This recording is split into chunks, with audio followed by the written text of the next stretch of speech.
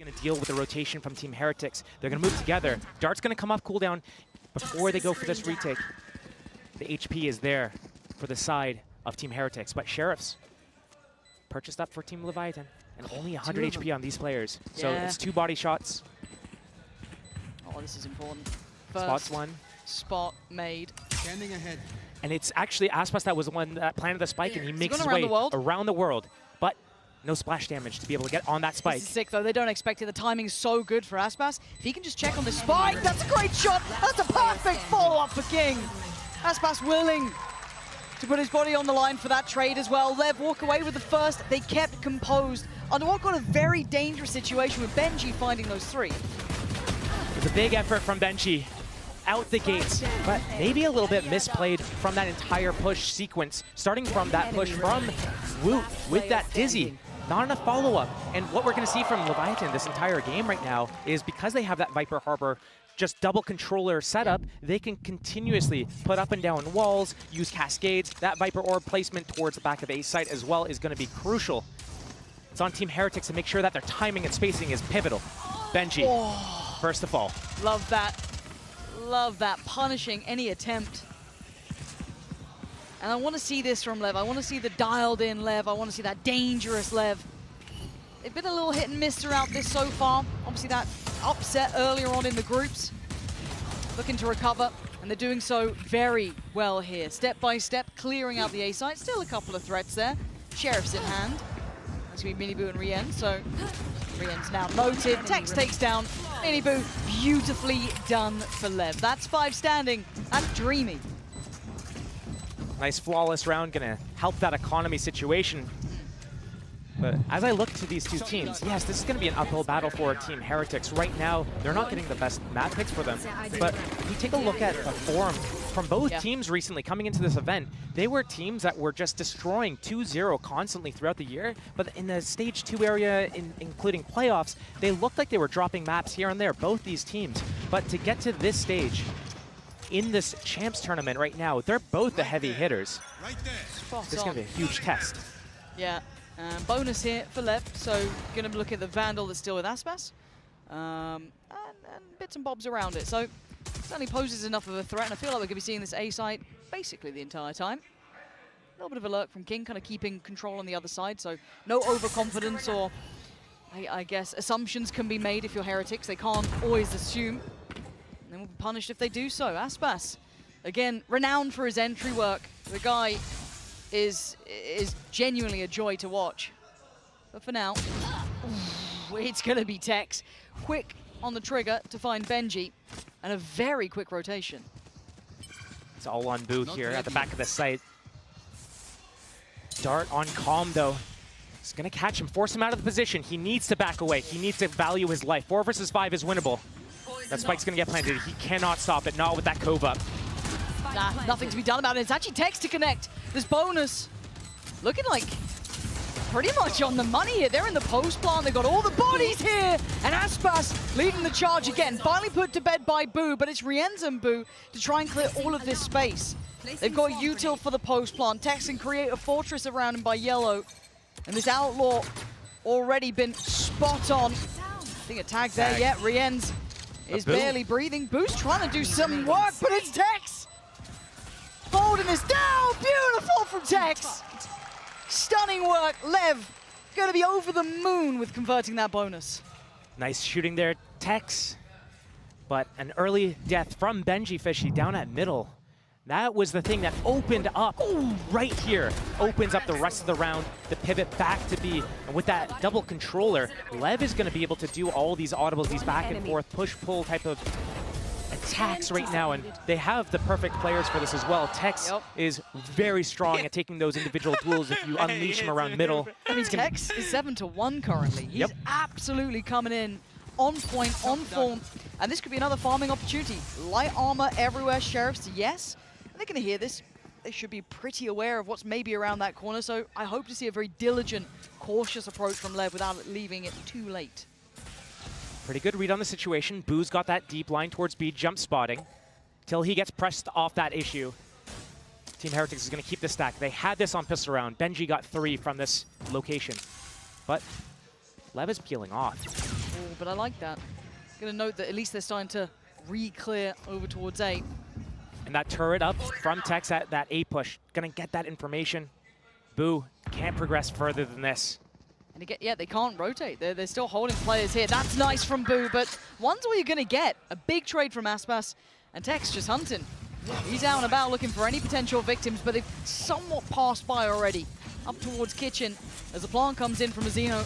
Oh, mini Boo, just a shot in the dark. Fine. Yeah, straight up blind. The Dizzy Flash going to be in play. Aspas got to be cautious, forced to fall away. 30 seconds. Suddenly, we're in a little bit of trouble here. And he's got no way out of this safely. 30 seconds left. But where does the spike go? Looking to alleviate some of the pressure. Tex is unleashed in middle, but there's util to hold him back. But he's trying to be a problem, be a nuisance. They've got bodies on the site still.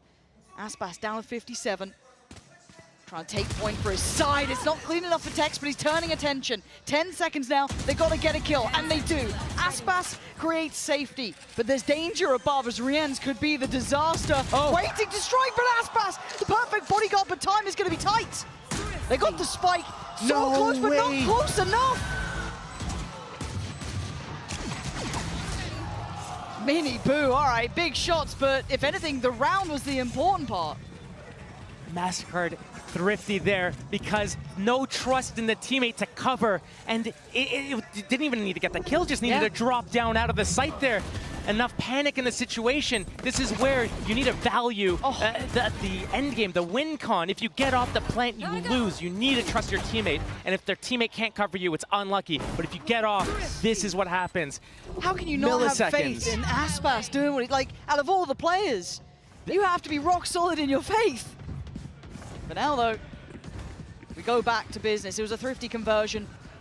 Heads back in the game here for LEV. Lots of ults to play with, seeing Aspas invest his into this round. 3 players in response, though, coming over from Heretics. We are going to see as well the Harbor ult on top of that. Aspas trying to take space over by screens. Pixel spotted, and maybe a victim found. Not going to get the fight he wants, and Heretics peel away.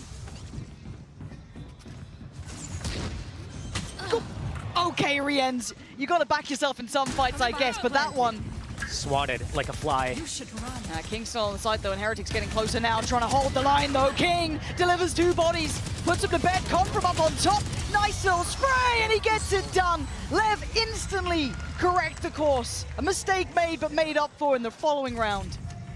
That was must needed for Leviathan as well, to be able to come back into this, losing around this fashion that they did. Being able to come back and win this next round, it actually makes a big difference here. Yes, they got the first death in the round. It's a 4 versus 5, but these positions pushed up with that lockdown pressure as well. It's just forcing all of these players from Team Heretics to run around, not really fight together at all, and it's going to really affect their economic situation right now.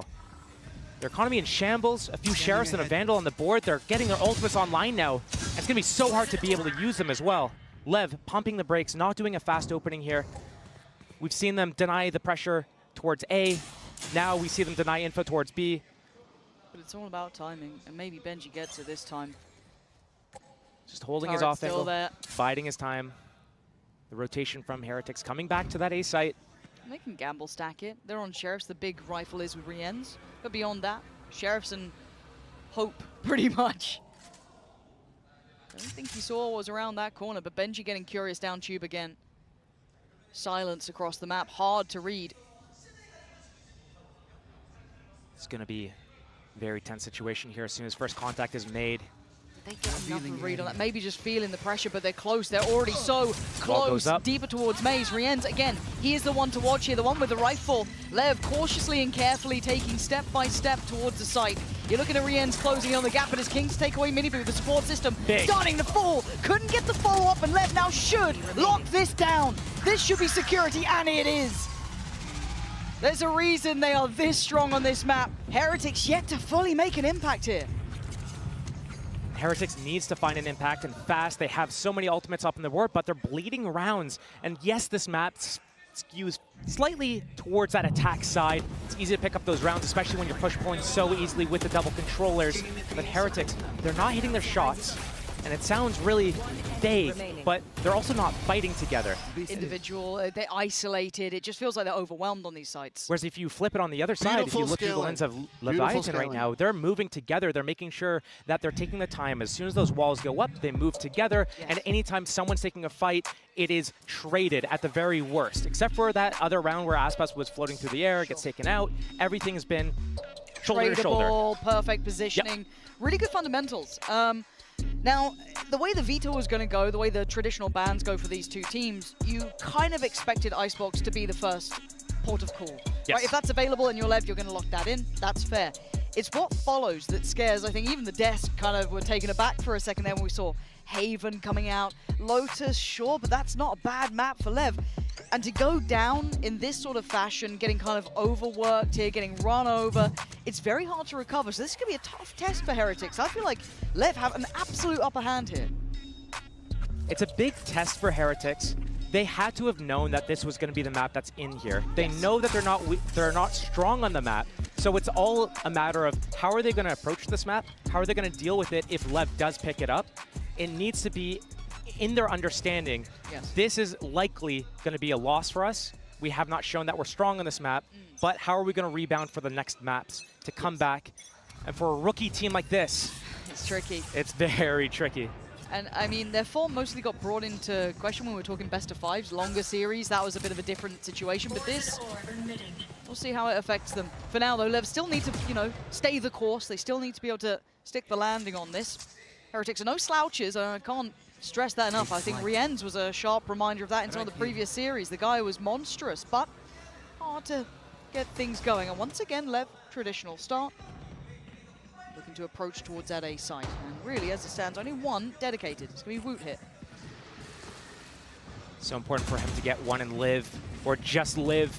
Wait for the team to come in. We were just highlighting how LEV is so shoulder to shoulder, getting those trades. Team Heretics has been so spread apart. It's one thing if they're hitting their shots, but right now, LEV is getting the better of them. And the tempo feels nice from LEV here. And Rien's, I mean, wants to try and deny easy access, but just a hop, skip, and a jump, and it makes no effect. This is all a ruse, though. And they're biting on it, hook, line, and sinker. Did Benji spot anything? But Benji's got his lockdown. This is going to be very difficult for LEV to be able to do anything. They're coming back to A. Just a fake pump back to B. Get spotted. Come back into A. The site is free. The Viper's Pit covers that plant spot. Mini-Boo. They're playing them like a fiddle. They are absolutely running rings around them. Free site plant. We're looking at the retake, though. It's kind of always postured for Heretics in that aspect. Skewing. Tex. Yeah, Tex, though, trying to catch that rotation. Perfect. Big delivery on towards Boo. Can they finish with a flourish? Keep this clean. 5 still alive for LEV. Woot trying to maybe lead the way. Forge them forward. Big kills. Back to back, but it's Calm on top. 2 kills. Aspas still holds. And it's all on Woot in a 1v2. Problems left and right, and they're going to know where he is. He might be just dead to rights here. He seems to have lost track of where they are, but Tex never did. LEV are B team on this map in my mind, and we're seeing it round by round. It's so difficult to deal with the double controller when they have King and Tex constantly on the extremities, up through middle. The push-pull, starting in one side of the map and then shifting to the other. The double fakes, the pumps. It's really catching Team Heretics off guard. And right now, the only real way to get ahead of this is if you had a Jet with an AWP trying to pick them off as they walk around the map. But right now, they're on Neon. They don't have that Jet. It's hard to use some verticality. They're losing these rounds. They can't even get an AWP out.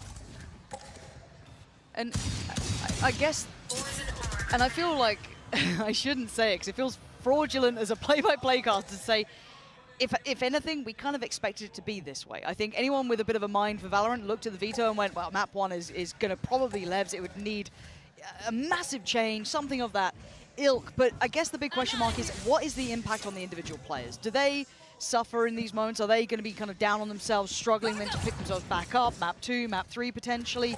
That's always the question mark. And how much does LEV get rewarded from a map like this? Confident display, feeling like everything's working too, because that's got to feel great. It's not just like the Aspas show, no, it's this lovely approach, the fundamentals wrapped up with a bow, and everything looking just peachy. Now, outside of that, yeah, they could still get a couple of rounds. This map is never over. I think we've learned that in Val. It can always change like that. But as it stands, yet to see that spark from Heretics. And Tex snuffing them out. I mean, Tex has been absolutely on it today. Already, pleasure to witness. Let's see if there's any signs of life. Not really, Tex just farming. There's only Boo to really do some damage here. That's another plant. And they just look so robust in this mini Boo, just given nothing either. They're just really not allowing it until then. Getting First something. pick. This isn't bad, at least towards maybe disarming that post plant. But then you still have Com, Hunter's Fury, Shock Darts. Still got Aspas, still got Tex. Tex 6 HP though, can easily fall. But they gotta go. They gotta go now. They're running low on time. And no one's playing to them. There's nothing to be given. You have to take it yourself. And LEV not really feeling intimidated nor threatened by this. First Shock Dart invested. Second. And the second.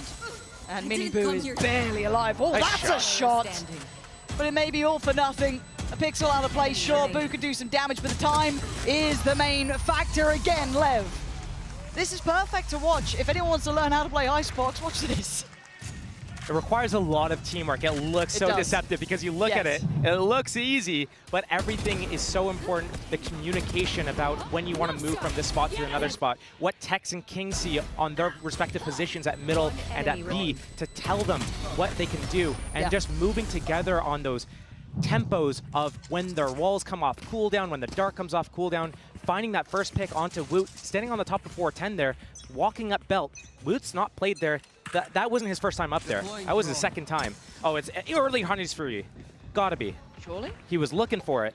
Kind of. Decided maybe not. Maybe not against the Neon who can just sprint away. Yeah, that's fair. Boo.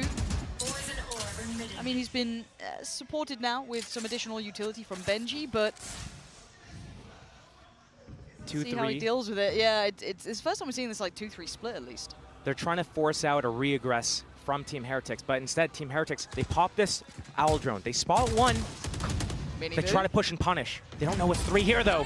Mini Boo. They're going to find out fast because they already saw the harbor. They saw Mazzino earlier, but they found Com on the kill. So there is at least information there, and they're going to expect to follow up. I like this proactivity, but there's still danger to this. It was early enough in the round. 50 seconds now for LEV to be able to close out this round. 3 players for Team Heretics on the defense. Going to take the contact. There should have been a trade on that. How is that disjointed? I thought that was on the absolute money. I thought they had it right, but apparently we were wrong all along. And now a 3v2. Couple of ults though here for Heretics. And they're cautious. You can see it with LEV taking their time. Plant's going to come in. And once again, you look at this post plant. King's got util, as has Tex, and Aspas can just take point. He can just hold this. Ooh, the timing. Okay, 2v2. Maybe. With the lockdown, this could be enough. But do they play forward? Do they fall back? Looks like forward is the answer for now. Tex getting interested, getting hungry, wants the kill. He finds the pointier end of the stick. Benji gives him a lifeline. Round by round is what Team Heretics is looking for here. And we can see them starting to warm up a little bit. That opening pick, it's a good start. Boo is starting to hit some shots as well. Yeah. It's not the first one that he's hit. Benji's had a couple of shots as well. But when we look at Team Heretics, who do we look for? We're actually looking at Rians and Woot a lot of the times. True. And maybe a little bit muted at the moment. Not involved in the game as much. Good opening pick from Mini Boo, but in this 5 versus 4, they need to be converting these rounds way more clean. And right now, talked about LEV, shoulder to shoulder, getting those trades. See it again here, getting into this round. Comes down to 2 versus 2. But Team Heretics, they need to be able to understand this map a little bit better, and obviously it's one of their weakest maps, if not their weakest map outside of their permaban of Ascent. But they need to be able to fall back and make it so much harder for LEV. Early Hunter's Fury this time. You wanted it before, now you're going to get it, but you can see the effect against the Neon. So hard to try and close that down, just skips away. Rien's got to be cautious to not get kind of spammed out here. He's kind of playing an obstacle course, it looks like. Nowhere feels safe, but once again, they're just putting bodies on this. There's 4 players here now, and they're not falling away from the site. There's 3 of them. Back site. This is about to become a death match. And Aspas, I kind of fancy his odds. All goes up though, and a couple more question marks, but LEV keeping control, trying to stay composed under all the chaos. But it's Woot to fall and King to deliver. Mazzino now holding that side, make sure they can't counter push, but it's come from on top to find 2. But Benji again, the one to try and keep them in this. But where do you put your money now? Boo up against Com. Spike is loose, 50 seconds, he plays ahead of it. Com, good intuition, but a better shot from Boo. Boo, the in-game leader for the team, trying to show the rest of the team this is what's up. follow me into battle, and I'm going to take you to the promised land. But I like how Team Heretics is doing the defense. And we see how good Team LEV is good at running in together. We see it from the perspective of Team Heretics right now. Yeah. Everyone's moving together. They're swinging Triple 2, 3 swing, at the same time, trying to get those trade outs. But what Team Heretics did better this round than the previous round is they're at the back of the site. They have their Viper wall isolating LEV. They put that neon wall up. They're moving together. So step by step, getting better for Heretics, still trailing by 2. Oh, So gutsy. But you need this. No, okay, he backs away. I was wondering if he was feeling really audacious, but it's Benji. This is an early test he hasn't had before. Tex this time beats his opposing number. So that's a massive pick at 1 minute 18. That's so early in the round. And that's all the Sentinel abilities down as well. So that means that mid lurks are going to be very strong. Oh, they're on the menu. Going to have the lockdown as well towards A. This might be counterproductive. That Hunter's Fury setup for Rians, he knows he could get some collateral damage here as soon as that spike gets tapped. But Heretics was basically off of the site, so LEV, they go and they get that plant. There's a Hunter's Fury. Gets stalled out. Yeah, and now a pre-take towards the site. This is nice, really well timed. And he picks him off. That's perfect from Rians. And I've got to say, credit to Wu and Miniboo for hitting that as the second that the Hunter's Fury came down. They're starting to get the tempo of this game. Finger on the pulse here, but the dangerous 3 still stand. Aspas, Tex, and King. Miniboo getting curious. Oh, big punish. Good trade as well. Great spacing. But it is Aspas. And he always deserves a moment of respect here. Spike is left out of hand. Is there a way to divide? Oh, and he's starting to conquer! 10 seconds, pops the ult, a quick turn, he knows where he is. 7 seconds to play with. What does Boo do? He clutched before, and he's done it again! Boo is doing incredible work for Team Heretics, keeping them alive. Multiple engagements in these clutches, back to back as well. He is pivotal for these guys. He's the in-game leader, and he's not known for being able to post up these huge numbers or get these huge rounds. That's impact kills, That is very high impact kills. And give me the odds on that 1v1. And Aspas up against Boo 1v1 to clutch it out. Credit where it's due. This is 3 consecutive rounds. Maybe there is life in Heretics yet. You've got to say, LEV still lead by a good margin. They've shown a very good display, but there are answers being made by Heretics. They're getting that read on the game. They're getting more confident. As it may. Yes, and you can see it here. This time it's Benji winning that fight. Takes away Tex, and that was the trade out from the last round that went in LEV's favor. And now, they've got control here. They have this A-site control, finally.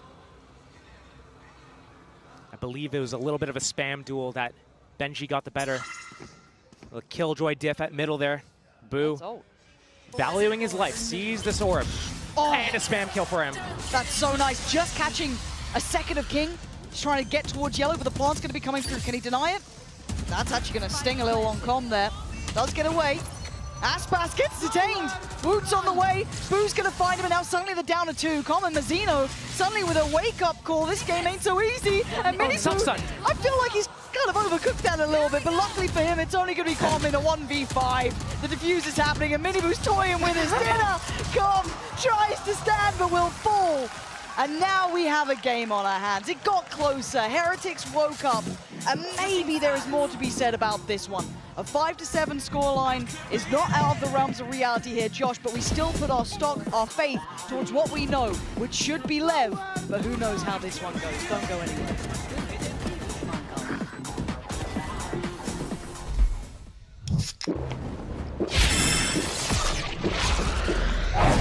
Red Bull gives you wings.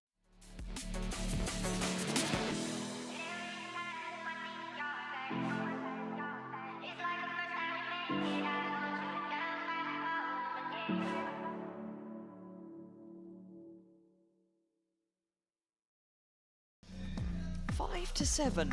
Now, the way this started, I thought this would be a clean map 1, Josh. I thought, you know what? Hey, it's going the way we thought. Fair play. And that's when we're talking about the best of 3. Okay, going the distance, but Heretics woke up. They closed out 4 rounds, back to back at the end there.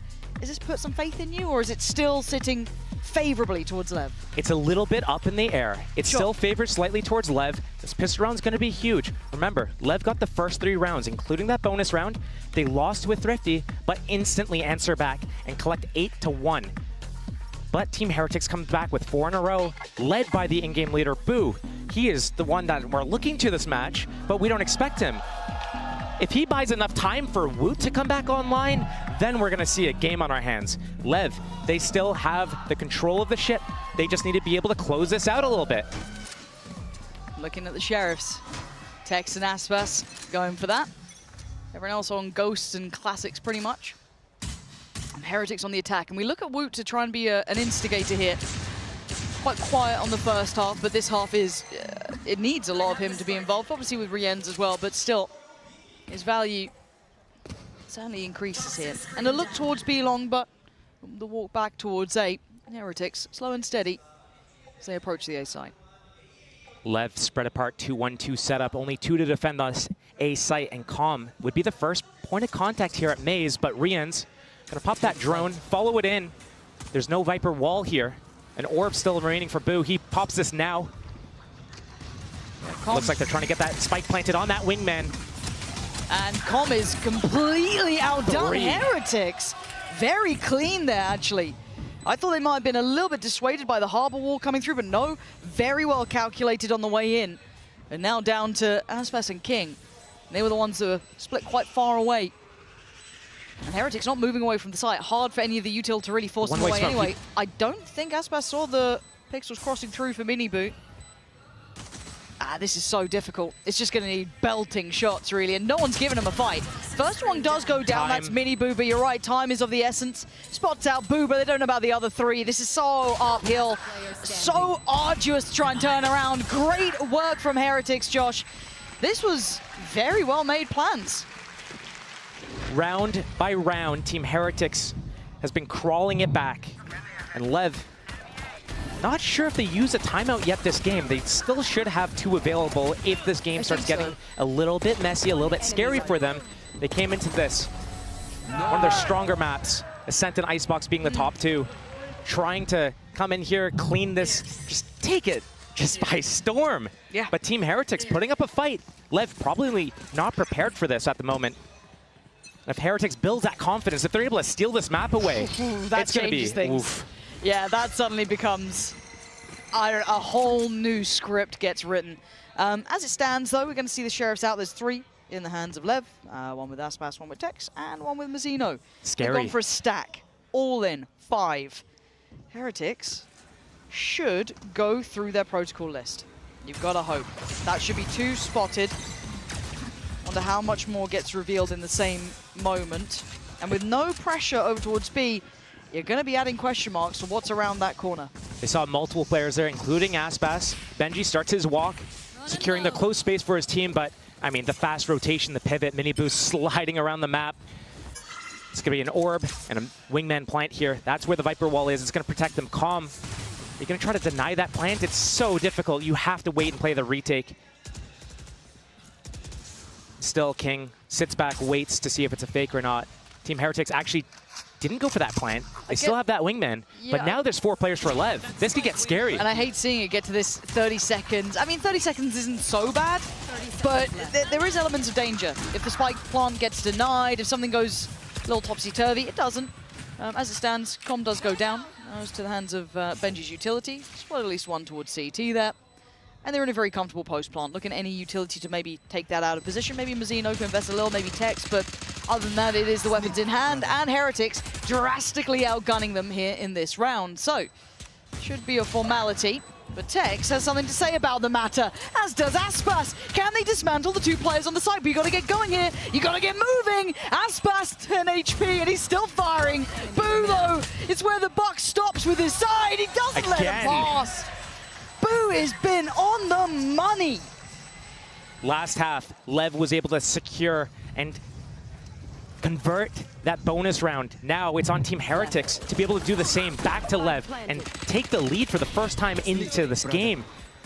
Right here, pushing up Team Heretics, getting in front of that harbor wall.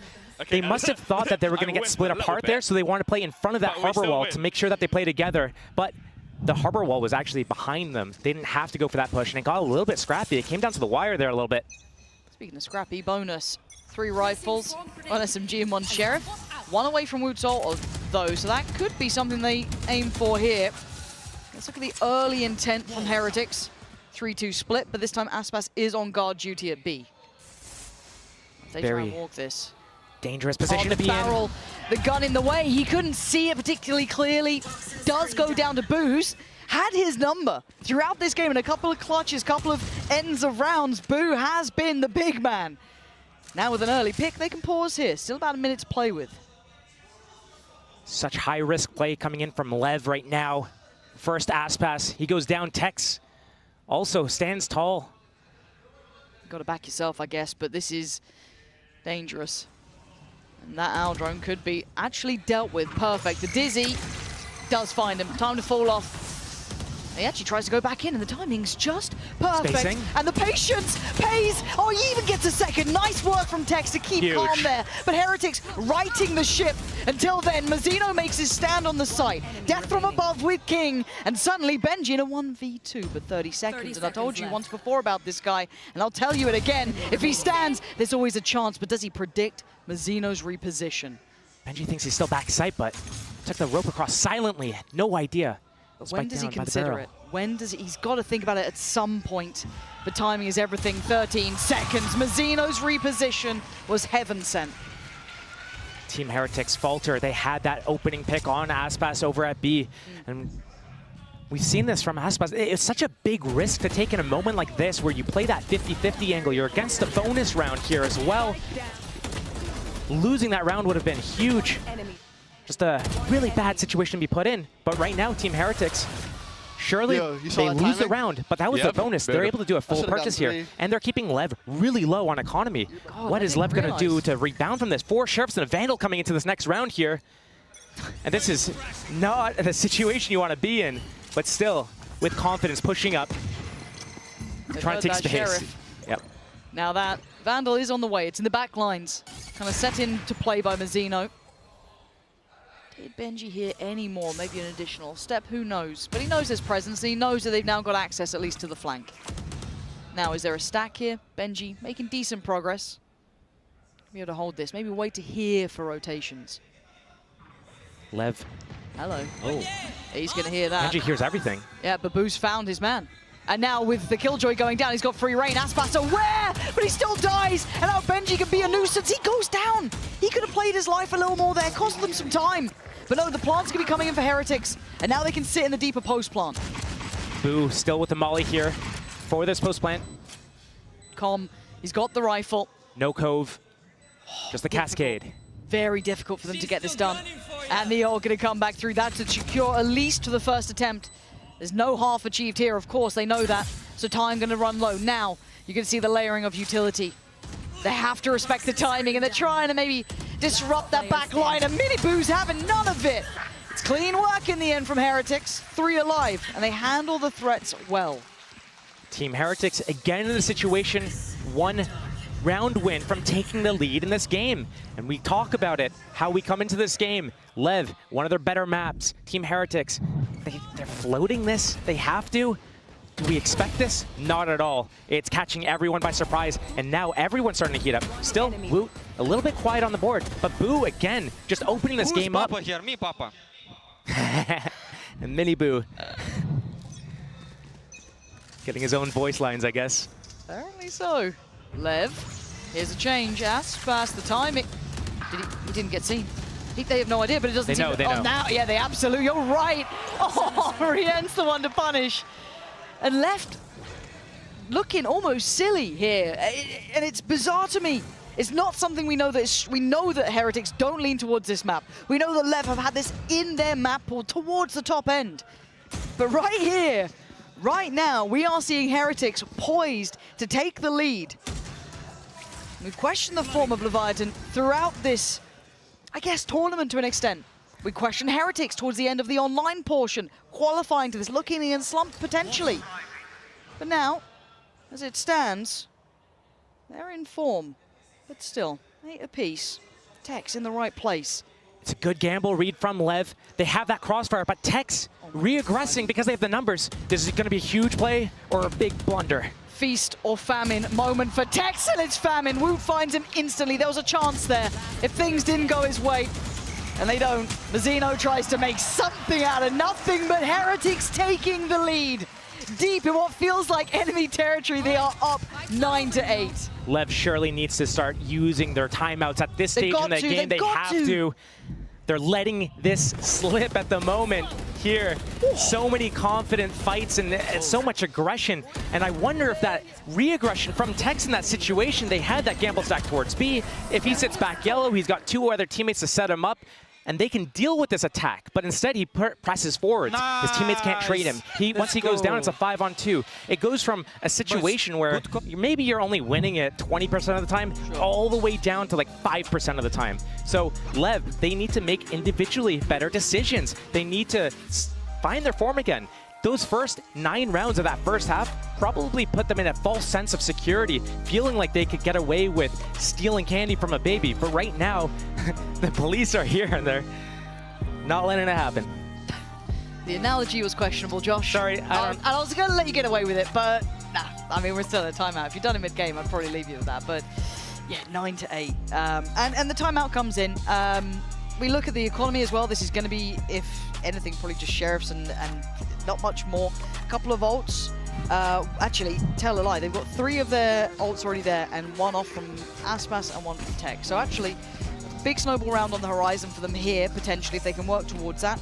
On the other side, of course, Mini Boo sitting on his, Boo 1 off from his. I mean, we're going to have one of those sort of rounds pretty soon, where everyone seems to have it.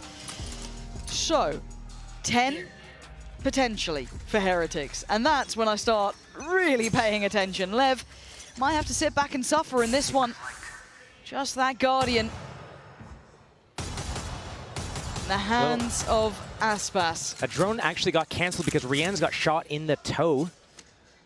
A little bit of 19 damage or so.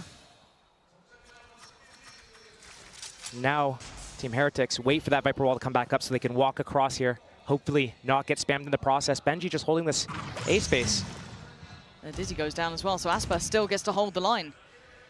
Sees something. Oh! He's so good! But one pick's not enough in this round, but taking away Wu is pretty important. It makes the plant more difficult. They have to put bodies behind it, and now they've got numbers leaning back towards B. Aspas on patrol, on duty. Another target, but no confirmed push off the back. And King, slipping back up to yellow, is lovely. That keeps safety here. Benji starting his A-walk right now. Harbor Wall about to drop over towards B, but already the repositioning from Team Heretics. It's just Boo here trying to keep pressure, trying to keep the LEV players.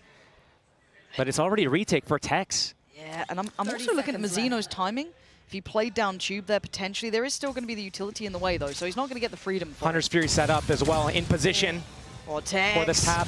He's so scary with this Sheriff, though, but doesn't get the shot he needed. Benji going to create at least security on the site to try and facilitate the plant. Com trying to deny by just buying time with his ult coming in. Lockdown going to come through as well, trying to create some sort of safety. But Heretics looking like they're about to secure the round here. It's forced a lot of utility. It forced a lot out from them. That's fair. And maybe it's not over yet. But a 2v4 with Sheriffs. Plant against you, they're desperate to get Boo down, but he's such a nuisance. Oh, he's being such a pain. Really well done again by Boo. Credit here, just playing his life well, costing them time and potential towards the site. And the threat's been managed, and Heretics making it up to 10. And LEV off the back of a timeout, unable to get anything done there. A lot of investment as well. That's 2 ultimates, Harbor and Sova, both not getting the value that they want from this. And again, Team Heretics is in the lead, finding these openings, really good pacing, understanding exactly when they need to activate and deactivate. Benji on the timing at A this round. He's done it already at middle once. And Team Heretics staying a step ahead. LEV just 2 split up on their defense, not fighting together. That is the Blade Storm popped for Aspas. He is over towards B, and it's the same opening setup for LEV every round. And Team Heretics, they've been taking this A space. They've been holding the pushes at middle and B, waiting for LEV to get in the faces. LEV hasn't really pushed through all the way yet this game, but their defense holds. we talked about them on attack, shoulder to shoulder, 2-3-man swinging things together, getting those trades, but right now, falling one by one. And it looked like Heretics were trying to maybe predict or expect some aggression off the back of that ult here, especially when you're looking at where Benji was and to add to that Boo as well, but ooh, turret stays up. Mizzino always positioned towards this boiler angle to deny that Molly from taking out the turret, denies those late lurks from Benji or from Boo. That's lovely. I think they're getting a good read of the approach now. It's going to be tough. As soon as this Harbor Wall goes down, that's going to be the Viper Wall to be recycled in. But already... We're trying to disrespect that, at least with the Dizzy. You No see the pair. stuns coming in. They've got the sight. Yeah, we're going to have the Hunter's Fury coming on towards this as well. Konga just swing on in, but Heretics holding this site well. Mizzino has to respect the ult at the very least, but there's 3 players to try and handle, and they're not getting what they need. King and Aspas.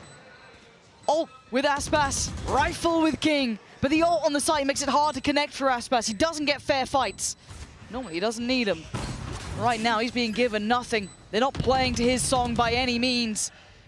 And Heretics might have just teed up 11 here. Aspas another step closer, but a victim found, but a good trade. Boo keeping those numbers favorable, and King going to be forced back to heal as 11 rounds is going to be carved to the board here. And I think a lot of us doubted this map, and rightly so.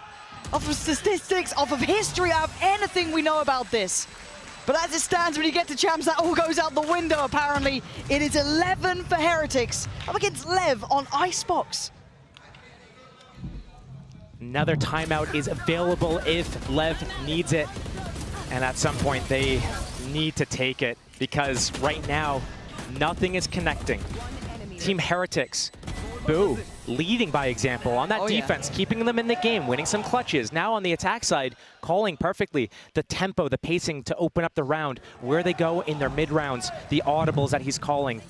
It's been a great game of calling, at least from Boo, to say the least, as well. Considering how much impact he's having fragging-wise as well, it's very impressive. And now we're going to see LEV clutching at straws, struggling to get a grip on this game. Initial pressure from Team Heretics. They broke that Killjoy turret finally. Re-ends with the drone. This is going to force this fight. LEV, do they push through with it, or do they back off as soon as they get spotted here? Woot. Oh, they're so ready! They're ready for the aggression last round. They're ready for it again. The only thing that went their way was King finding Boo. That's it. But the site falling into the hands of Heretics. Mini Boo taking so much space here, making sure that plant will be secure. Spike planted. Cove still available for this defuse. So much ability for Team Heretics right now. And here comes the thrash. Oh, Aspas slips by. I mean, he just didn't get the impact that he wanted, but maybe a chance made here. 2v2, and Mizzino hungry for the kill, leaving Rienz in a 1v2. Diffuse already started, he's been dealt with. Finally, LEV finds stability, pushing up to 9, but they are the ones trailing here.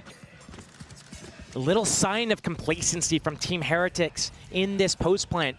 Didn't reset. They had so many abilities to work with. They had mollies, they had thrash, they had shocks. And instead of falling back and playing their post plants that we know them for, Sunset, Abyss, especially at that B site, they love these spam battles. But here they play up and they get spread apart. Aspas finding that opening, and from there, LEV converting multiple kills back to back to back. Team Heretics still in the lead. They just need to be able to get to the finish line here. Placing swamp grenade. Chance made, though. Another A opening for Team Heretics and LEV. Tex and Aspas, very aggressive positions. Tex holding the bottom well. Aspas holds that belt line. Team Heretics with a Dizzy, gonna pop off of this. We're a drone. Last round, we saw Tex in this sort of position being forced off by that Dizzy. This time an easier evacuation for Aspas, but a lovely reaggress taking the space bay maze. Oh my god, wait, Heretics are fighting back, and Miniboo trying to, I don't know, trailblaze his way through the site itself, but LEV finally standing together, but Benji, yeah, run, Mizzino, because that would have been a 1v1 and it would have been untradeable. And now the timing is right. Leviathan reminding us who they are. This is their map. This is their choice. And that's Benji dead on the ground, 11-10. Still timeouts. Still a few rounds left. Team Heretics is going to call it. Get the coaches involved. Talk about what's going on. They're getting the space at A. It's free. But they're not really utilizing other parts of the map at the moment. They're not using middle. Benji went there a couple times early in the half, haven't gone there since. Boo, he's just sitting outside B. He's not really advancing in that situation. He sits around garage or he sits around spawn. He doesn't press up either. So right now, not a lot of information coming out, not a lot of pressure or threats dealt with. And LEV just hold their spots, and right now they're starting to fight back as well. Not necessarily with like insane setups or anything like that, but they're fighting together and they're starting to hit their shots. And that's going to be dangerous for Heretics if they don't have perfect plans. Right there, they tried a set piece, but they didn't need the set piece. They've been winning by making this push-pull. Instead, they give a little bit for LEV to get back in the game here.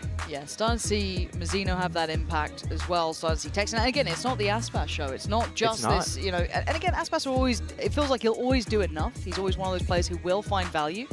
But this, to me, has been held together by Tex and Mazzino. Those two have been spot on.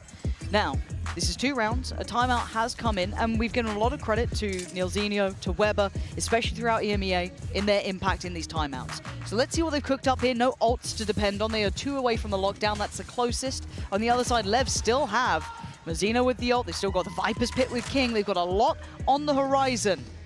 They are not out of the woods yet, Heretics. Even in the lead, LEV starting to wake up. Looks like a maybe pace change from Heretics here, but a different wall coming out for the defense, slowing that B and mid-approach here. Looked like for a moment, Benji and Boo wanted to progress towards middle here. Fake pressure towards A. Team Heretics hasn't really shown this, where they pressure towards A, push them off, and then instantly transition back. And it's going to be a 3-2 split towards that B site, B main being that first point of contact. They still have drone. They have that Dizzy. It's going to be a lot of loud noise, but right now, only Benji gets spotted. He's the normal lurker. They shouldn't expect 2. And with double initiator towards B, with this Neon, it's going to sell everything they need to slip the gap through middle. LEV, I don't think they're going to be prepared for this at all. Oh, King is on the chopping block here.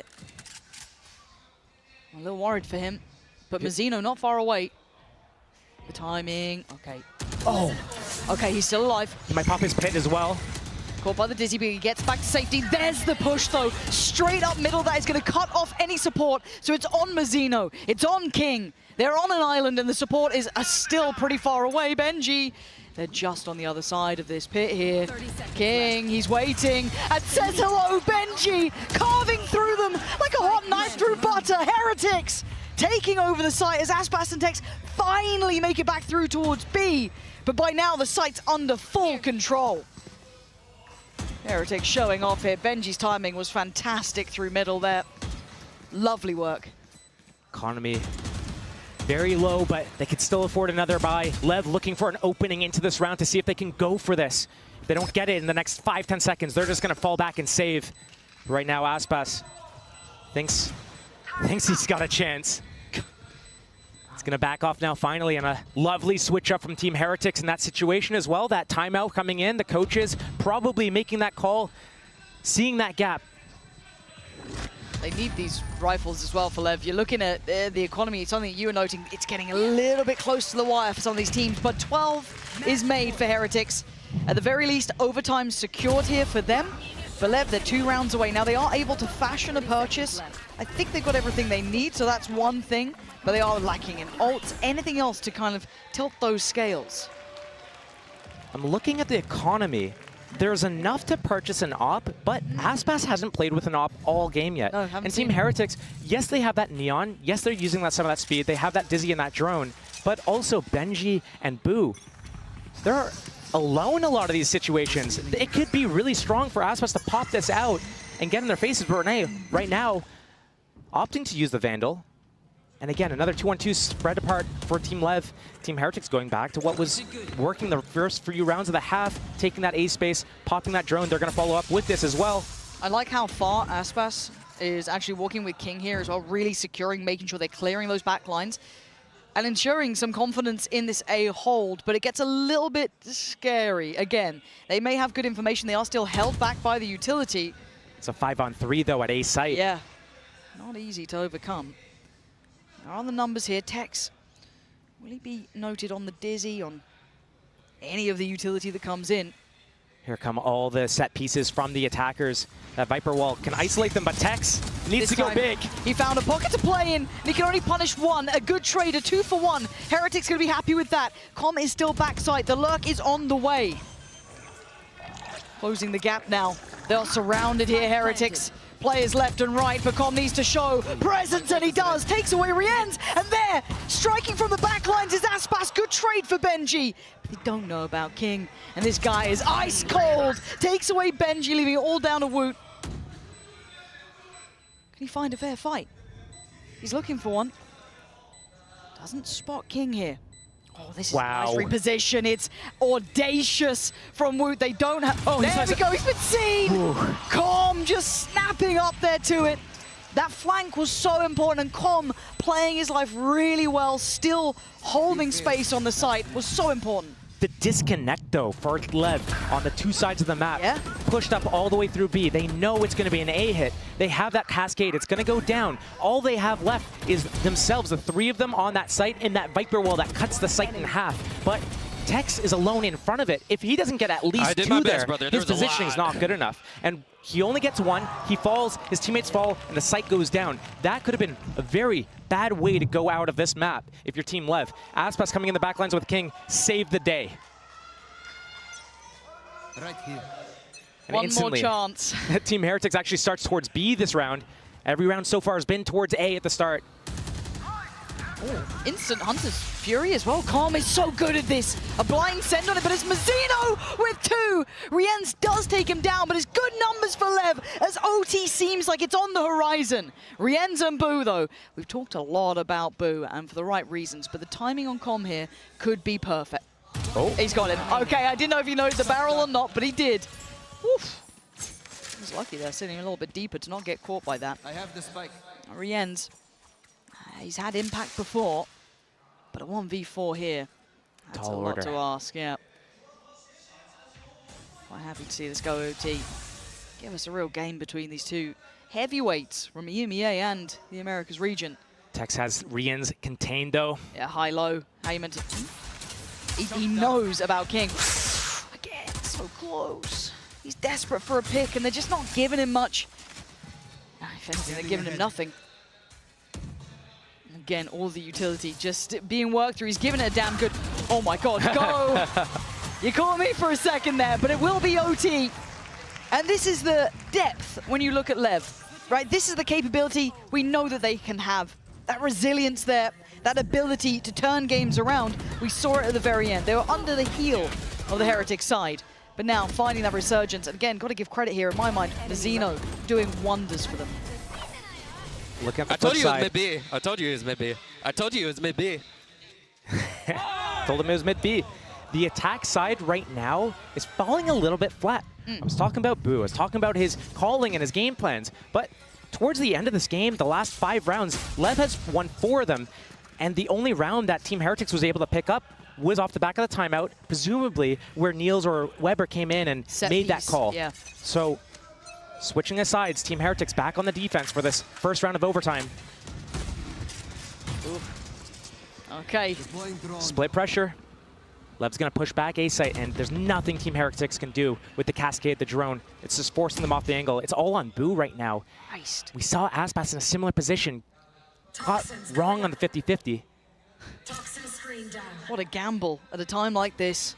He's got to be feeling it. There's no other way. He was towards the top of the board. I don't blame him, but that there are 2 players. That re-clear towards A, though, spotted nobody. Boo. Boo, are you ready? Yeah, okay, checked on. Really heads up work from LEV to be so diligent in every step they're taking. That's actually really good for LEV right now. Because the drone, the Dizzy, didn't clear anyone. This dart now will, though. The jig is up. LEV, the fake is not working anymore. Boo, you need to keep your life, though. You need to back out. He's got his orb up, so he's going to be okay here. But now that LEV got spotted at lower A there, now they want to fall away. You can see the read here. Benji already starting to come over to try and help Boo, but they are encroaching on the site. They're at the door. More than knocking, they're breaking it down. Spike's over here now too.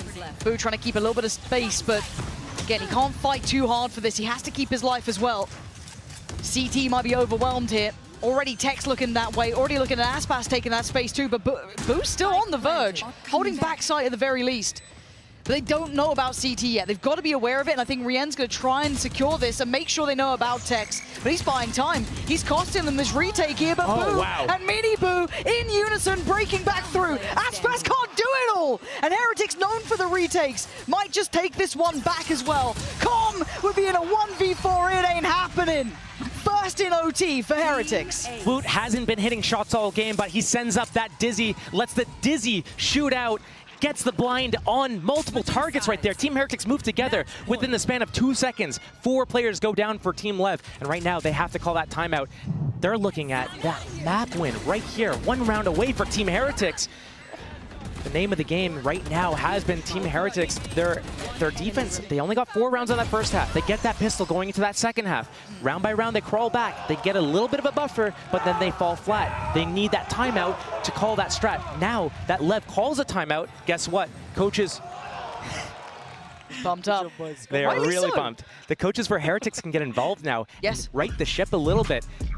What is Heretics good at? They're good at these 5-man, hit the site, get that post plant, and spam them down. But on a map like Icebox, especially when you're on single controller, it's difficult to get in there. You're getting stalled out constantly. Viper walls, Harbor walls, there's Killjoy utility, there's drone reclearing, and then there's Aspas just getting in their faces. So it's hard to get in, get that clean execute, and then fall back, and they don't have enough utility as well for those post plants.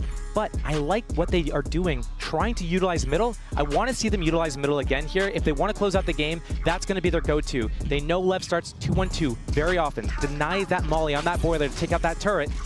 Is it going to be the same opening for LEV? If so, that might be a good fight for Team Heretics to take. Go up and swing middle. I'm still interested in what the approach is here, because LEV starting out with 4 players on the A side, leaving just 1. It's just King.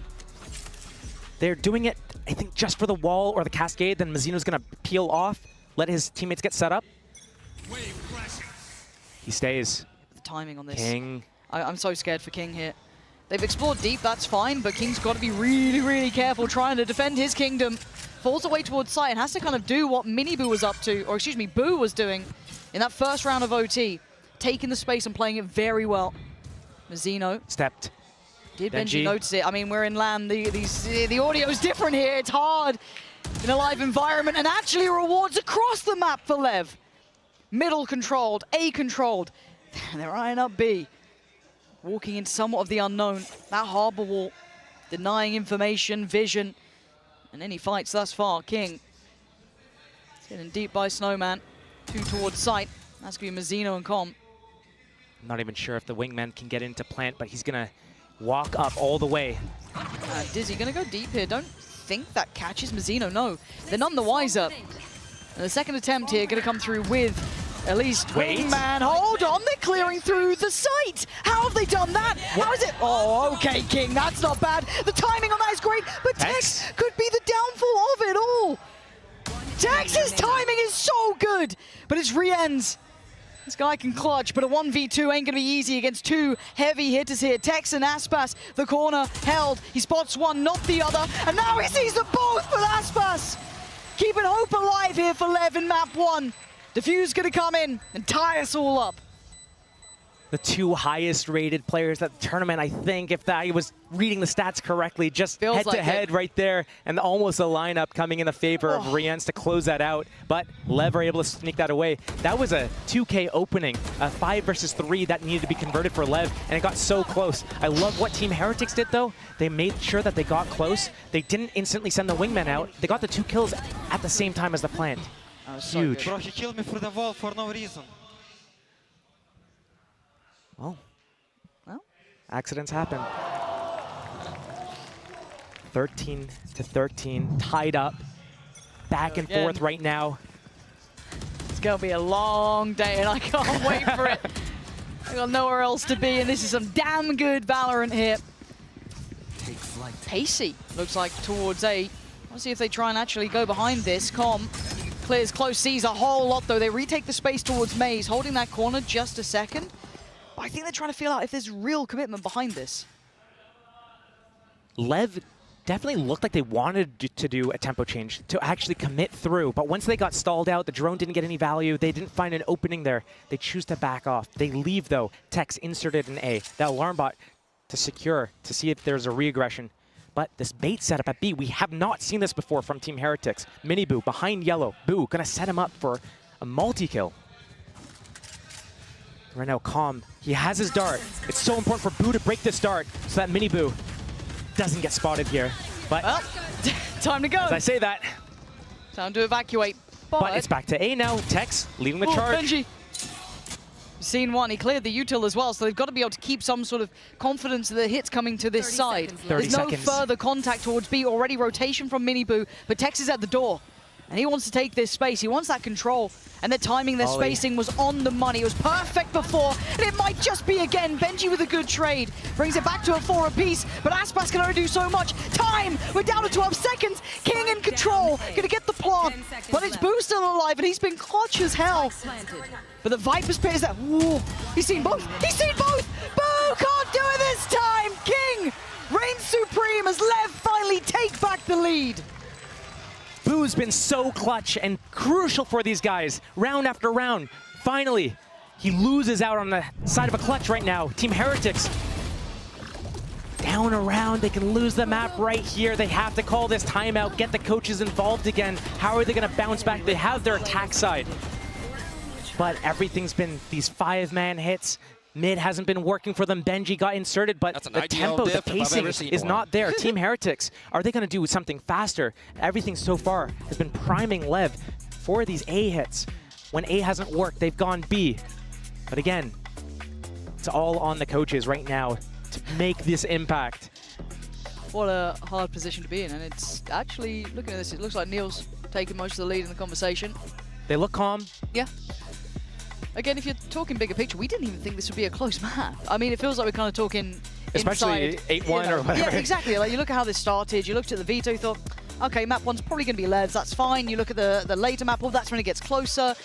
But actually, we've seen a very good game from both sides. Pretty electric, pretty high quality. And I mean, the caliber of both teams, you kind of expect that. But yeah, to see it in actualized is highly impressive. Right, LEV back in the lead. Heretics held down on 13, timeout just hit. It was a set piece before coming out for Heretics. It was that kind of working through middle, split towards B a little bit. It was very nice. This looks different already. We saw the same opening from LEV's defense last overtime round. But Team Heretics postured towards A this time, Benji over towards B. We haven't seen him taking that duel yet. So it looks like Team Heretics might just do a fake opening here. But Tex, so aggressive. And he's rewarded with it as well. Mini Boo beheaded. And they can back away, knowing they've done so much damage so early on. Wait. Hold. King, careful. Careful. He's outnumbered. That's the floodgates potentially open. They could evacuate. They could bail away from this if they want to. 4-4. This is where the mid-rounding comes into play. How are they both going to respond? Right now, the kill happened on the Viper towards B. Team Heretics, are they going to go back to B or are they going to hit towards A again here? LEV Ooh, keeping that 3-man gamble stack here. Trying to gamble stack, maybe re-aggress and re-clear an area right now, but Zeno walking mid as well. it's a full commit towards B. Benji's alarm bot still in play to stop that middle push. He's got his turret as well. He hasn't placed this yet. He's going to go back and place this to deny any sorts of flanks right now. The deep dart just came through towards A as well, so they've got security knowing there's nothing coming towards this A side. They got to hit this timing, get that spike planted ASAP. But they're so worried, they're so paranoid that there's still players here. Their confidence starting to wane as now LEV are on the site. They've made it in time. Full stack. And you've got the rotation coming in, the flanks on the way, and already Benji's gone down. The plant is in place, but it's a 3v4, and they have no idea about Mazzino. Now they do, and they deal with him quickly enough. A 2v3, but boost position. Wait. How much can Woot play this in? Do they have anything to clear this space? Oh my god, Aspas. They have no idea! Boost strikes, but can he hold back the rest? He'll need help here from Woot. Does he get to reposition? Oh, he got scanned! The timing, so perfect! And now Woot in a 1v2. He No can't way. do it! LEV bringing them to their knees! A glimpse of what it would be like, snatched away! LEV, maintain composure, resilience, and show that pedigree here. And Team Heretics has to be gutted off of that. They do have Lotus to rebound on at least next map. Icebox, they probably didn't expect that, but there's always time to rebound.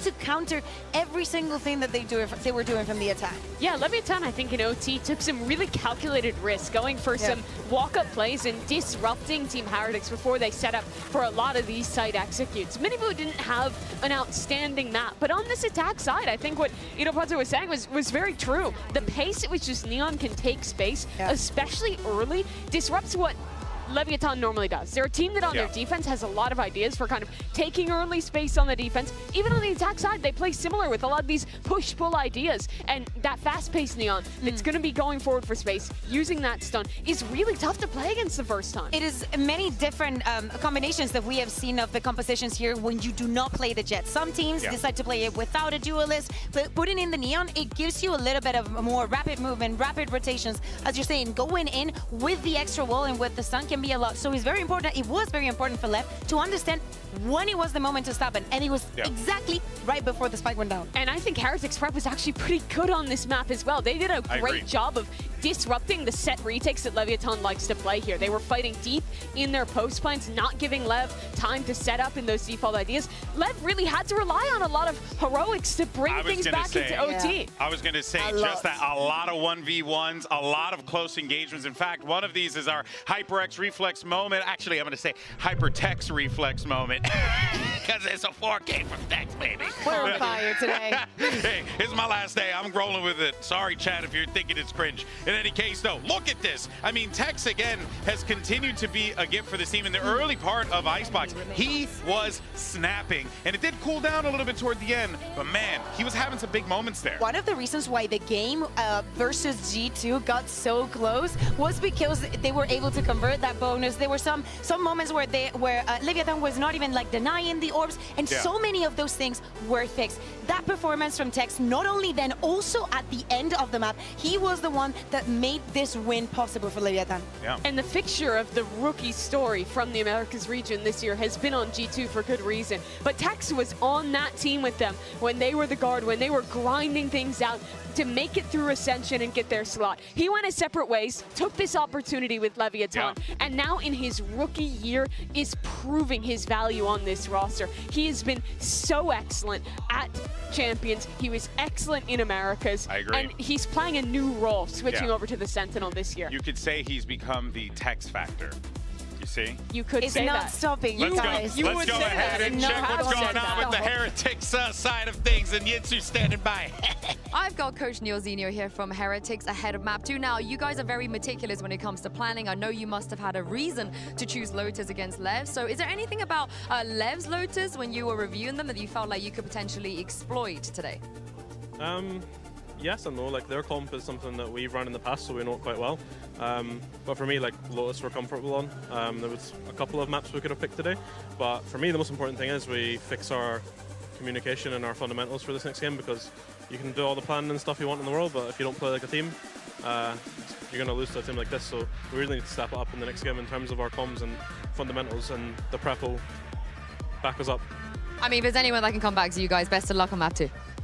Couldn't agree more on that. Of course, the prep that we see from Heretics did, in fact, get them a little bit almost to the finish line, I should say. Almost to the finish line, but almost isn't good enough when you're on that stage. Now you got to be able to pick up this dub, Mimi, on Lotus. This is, you know, we were wondering what was going to happen in this draft. Now if Heretics want to win, they got to do it in Haven.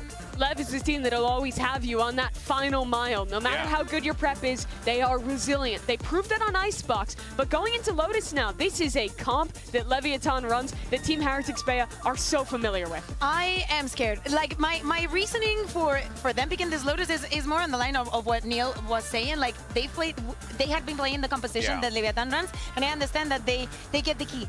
But the composition that they play, I guess it's not about the composition, it's about who is on what, right? Seeing that them not playing best in slot, seeing how good it was, the composition that they played previously, and seeing some of the players struggle. I am sorry, but where is Wood? Like, for the entirety of the year since he joined, the effect that he had in Shanghai, and in these big matches, I feel like I'm missing him, and I feel like the rest of Heretics should. Team Heretics should be confident, though. They're coming off of dunking on Fnatic, 13-3 on this map. They are yet to lose it, 3-0 at Champions Seoul. But Leviathan, I mean, you talked about that comp, the Neon, that Team Heretics kind of became known for in Stage 2, and it's Aspas locking in that Neon. The first time we'll see him on that agent this series. It's something that he's gone back to for the first time in a long time this year, and has looked excellent. You know, something I actually did not realize is that the last time they played Lotus was in that map 1 at the Americas Finals. They have not played Lotus since, and this is for Leviathan, of course. So that definitely leaves the mind to wander on maybe they see something. Maybe there's something they could find a way to exploit. It definitely raises some questions when we see the agent selected a little bit here. At some point, you put the eggs that you have left on a basket, and for Heretics, they decided to, as many teams say at some point in the tournament, play their own game, right? As we're saying, there's been quite a, not that long of a time, but there's been a time since the last time that Leviathan decided to play on this map. So it has to rely a lot on what they have prepared for the map and the mid-round call-in once we're into the game. And for Leviathan, probably they expected them to pick the Sunset and not the Lotus, and it would not be the first time the Heretics plays with the minds of their rivals. Back in EMEA, we would have them picking the Reyna, being like, yeah, they could have prepped for us, so we just decided to go. My mind honestly goes to the fact that this is a big game, obviously, for Heretics. You win this, is huge. Then you end up in Haven next. So, like, they're like, my goodness gracious, anything can happen in this situation here. Losing that OT, that was the opportunity for Team Heretics. It's going to be a really tough road to win this series now, but this is a good map for them. This is a great opportunity to turn things around, and they may be a young team, but they proved in Shanghai that they are resilient in positions like this. Young, grizzled veterans at this point is what they seem to me, and for good reason, because they're journeymen. They've been through the slog. At the end of the day is forgetting, yes, you were very, very close. We were talking about the Neon, but actually Aspas is going to go on the race, and we're going to see the head-to-head versus Minibu. He was struggling a little bit on that first half, but he was, you know, clicking very good heads on the attack. I think that could be a big X factor for them. Yeah, he's always been excellent on this role. It doesn't play all that dissimilar now that he's playing the Raze. You still have the set stuff around the breach stun, around those fade eyes, but those fast defensive rotations are gone in favor of having that grenade, and also in having comfort for Aspas. Yeah, sure, you're able to clear with bot. There's a lot that you could do here. Yeah, especially starting on the defense, having the fade, having the breach, the combos have to be insane for them to defend. Well, this is it. Let's see if Leviathan can close it out here, or does Heretics force that map 3 to Haven? It's going to be a long journey, but let's send it back over to Pansy and Steel for the call. And isn't that the question? Does Heretics have what it takes to pull this game back against a team like LEV, who pound for pound are exceptionally good, incredibly strong at what they do, but this map isn't high up in their map pool. So if there was a chance, Josh, it's now. We're looking at Icebox, Team Heretics, one of their lower maps. Lotus, not one of the lower maps for LEV, but kind of somewhere in the middle of the pack. You look to their Ascent, their Icebox at the top of the pack. So Team Heretics has a chance to rebound. We saw what they could do on Icebox on one of their worst maps. What can they do here? How are they going to bounce back? And it starts with a pistol. It certainly does. So, see LEV on the defending side. Heretics Easy Tiger on the attack. So low, 1 HP on Mizzino. Mizzino is still alive though, and there's still 4 players. Now 3, as you can see Mizzino backing away, but they've already got C control. Tex, nice try, but still, site's theirs. Between Tex and Benji in that first map of Icebox, the Sentinels trying to overstay their welcome, go down early. Right now, it's going to be a 5 versus 4 post plant for Team Heretics. They love these situations. Rians has that space waiting for that flank, but it's not coming in. So good setup here. It's going to be mainly through Waterfall, but they have that breach set up. Mizzino at that revolving door to create some sort of pressure, but it's going to be so difficult to break through, even with a 3-prong attack here. Yeah, you can see the kind of C's stability nade being found. C's nade. Didn't get the value they were expecting. The Horn's very good though, and that does spur on Leviathan. But time is ticking.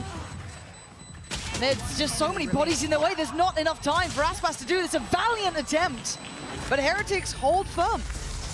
A good effort for LEV. If they had numbers, if they had more time to develop that, well played. They had that seized, they had the paint shells for the retake. But Team Heretics, they got that info early. Rians spotted them, softened them up a little bit, stayed alive, the most important thing. And then allows everyone to get over to that C site, get that opening hit on the Tex, and then close it out. Now, Team Heretics is in the lead. They're in the control of the game. LEV opting to start with a very heavy stack towards A. Reach in a position to get a really good stun line off. It's going to secure them the space. But they're not going to get any kills with this. Team Heretics eyeing up that C site again. Spread default, waiting to see what sort of aggression comes in from LEV. Didn't really overextend at all on that Icebox in terms of pushing through places. Maybe getting a little bit of a contain. Rian's down to 5 HP though. Living the life Mizzino had to deal with. Oh! That was like a heat-seeking missile right to the feet of Rian's. And now that's the man to the good. Hold on, maybe we've got something here. And Aspas and Com, they're not falling away from this. They're sticking around. Why not? Oh, the positioning from Com's nasty too. Aspas can do a little bit of damage. They've read it really well. That's fine. They've dismantled that little double stack. Very heads-up work. They've taken a lot of damage for it, or at least Boo has. So you've got to be a bit cautious about that. We are down to just the classics left, though, for LEV. Keeping in mind, Team Heretics, they don't really do all that well deeper into the tournaments. If they win this series, they're in the top 3. 30 seconds left. That's mad, isn't it? We've seen some of the players on LEV, they've made it all the way. They've gone the distance. So it's on them whether or not they want to get another trophy under the belt, or if Team Heretics is going to, you know, finally collect that torch. We're talking about passing it from Fnatic, the veterans of EMEA, over to Heretics. 10 seconds left. A big win here is going to set that up. Spike planted. Okay, Benji gonna find King. So far, I mean, I was looking to see if maybe Tex could cost them a little bit, but again, they could still lose Boo and they'll still be fine. The bonus will be preserved. Looks like Mini Boo is the first point of contact, trying to get some more kills here to get closer to his showstopper. But at some point, Team Heretics needs to evacuate the site so they don't go down with that spike. They're choosing that spawn route to go to. It's only Tex there with that Sheriff to stop them. But a good off angle. Might find one. That's really nice. Tex is normally pretty sharp with that, to be fair. He does take down one. Does Boo get to pick up the weapon? Yeah, okay. So they do at least keep the 3 that they were mainly looking to maintain. So the bonus will at least be somewhat protected here. A little bit of danger to it. But the ult for Aspas is here early, Josh. Very early. Guardians up for the attackers. That means that some of these walls are going to be cut through like butter. Tree room at A, on C side as well. There's a couple of angles there where you think you're safe, but you're not, especially that revolving door. So Team Heretics gonna be able to set the tempo here, the pace of the game, going into this bonus round of theirs. That big showstopper is over towards that C site. Okay, he's got out of there. Got a little worried that might have been punished at some point, but no one had pushed up this round, so unfortunate aspect of it. But King, okay. I mean, I don't know if I'd say that was good enough on a bonus, though. Probably not. Team Heretics is going to get into a site for free. Those trips from LEV are over towards that B site. Same with that camera. But Paint shells, showstopper still in play here. Waiting for the teammates to come. Mizzino stuns on cooldown. As soon as that comes off cooldown, though, they're going to start comboing with the flashes. Right now, the spread coming out from Team Heretics. Some on the site, some off. Taking that space towards Waterfall, getting in their faces a little bit. And that was helped out there. Woot gets to be played on off this. Aspas with a quick clear on Benji and Tex on the follow-up. It's Boo and Woot to try and dig their heels in. And Woot's position is nasty to deal with, but his HP is low. Down to only 38, but can he buy the time? Forced off the angle, forced to fight, and forced to be cleared. It's Boo now in a 1v2. The Guardian, the guy was clutch before, but this is a lot to ask. A little bit of a high-low here to handle as well. Not enough in the tank this time around, but for a bonus, that ain't bad. Damage done, and this is looking a lot like the start to their attack side of that Icebox game, but it's on them to be able to set the tempo here. This is their map pick. This is one of their stronger maps, not their strongest map, but it's all about that start. Looking to some of these other players, it was Boo's game last game, but we need to see these other players getting involved. Mini Boo, yeah, he's kind of in there in a few different agents. Neon is probably not one of his stronger ones. He's on Raze here to make a difference. But again, I look to Benji, I look to Rienz. They're really playing off agents as well. We usually see them on Cypher, on Sova. So a little bit harder to make this little impact here. Where are they? On. See how he handles the pressure. Door being spammed out by the Odin. Attack side Odin, you don't get to see that often. Usually the defenders have that. There. The attackers respond in kind, but LEV has all that space towards C and towards B. So it's on Tex with the kill trips, the camera on that A site, playing for that retake. Team Heretics usually so good at closing out their post plants. Now they have that showstopper. They have the util. They could easily get into the site there and do a full util dump. But already I look at Benji's positioning towards C. There. Yeah, I'm looking at Benji, but I'm also looking at kind of common Tex. Very mindful in their positioning. Very aware that this could be the approach coming in, sitting quite safe towards CT. Moving away from Tree, as we saw earlier, with that spam coming in, even having Miniboo with that. Obviously, showstopper there is enough that you do want to be a little bit careful about it. Comes the inch up towards B as well. This Benji versus Aspas fight. Can really set the tone of the round. The fake comes A, and now the pivot comes towards Blue Door. Yep, they're really trying to lean through, but my eyes are still on Aspas. Whoa, big shot. Benji makes some space here, and the showstopper, if anything, just to puff out the chest by some time, plants there. This is a tough retake for LEV. Right now, they can't access the Blue Door. They can't access B. It's just Heaven and Waterfall. That was a good paranoia, but they aren't swinging off this. That did some, you know, I guess, impact to remove players away from at least holding this, but time to go for LEV. Not much to set this in motion either. It's dry fights. Very little util. King just going to take a stride forward, but he's beating his match on the other side, and Heretics just holding the line. Com does well to find two, but Rienz's position is a problem. They can't clear it in time, and now Mizzino's options are done for. Time to back away. Heretics have got a third. Team Heretics is so strong. Once they're able to get into the sites, get their post plant off, that's when they love it. They succeed. LEV need to find a way to get ahead of this and stop those types of situations from happening. We haven't seen an op-up this entire game yet. Will we see one at all on this map of Lotus? Because if not, Team Heretics, they're just moving around so well. Benji getting that fight, winning it on Aspas at B, and then coming in with that audible. But it's pre-planned. When we look at Team Heretics, it's usually those elaborate plans are baked in with the coaches' comms and the timeouts. Here, they don't really call these mid-round audibles. But I like the plan. You saw it set up so far in advance. Benji's waiting outside C until it was time to walk up B. Mixed by for LEV, just the Vandal on Aspas. Never just with him though, is it? Leading the scoreboard. Big performance here already on the Raze. Looking good in his hands. And the question with the operator is one that's quite poignant in my mind as well. Is do we see that lend towards an option, certainly, for either side if they do feel it is necessary, but not really seen it yet here. Aspas going to be clearing the closer investment of utility, so still keeping a lot of pressure over towards A and somewhat funneling Heretics straight over towards C.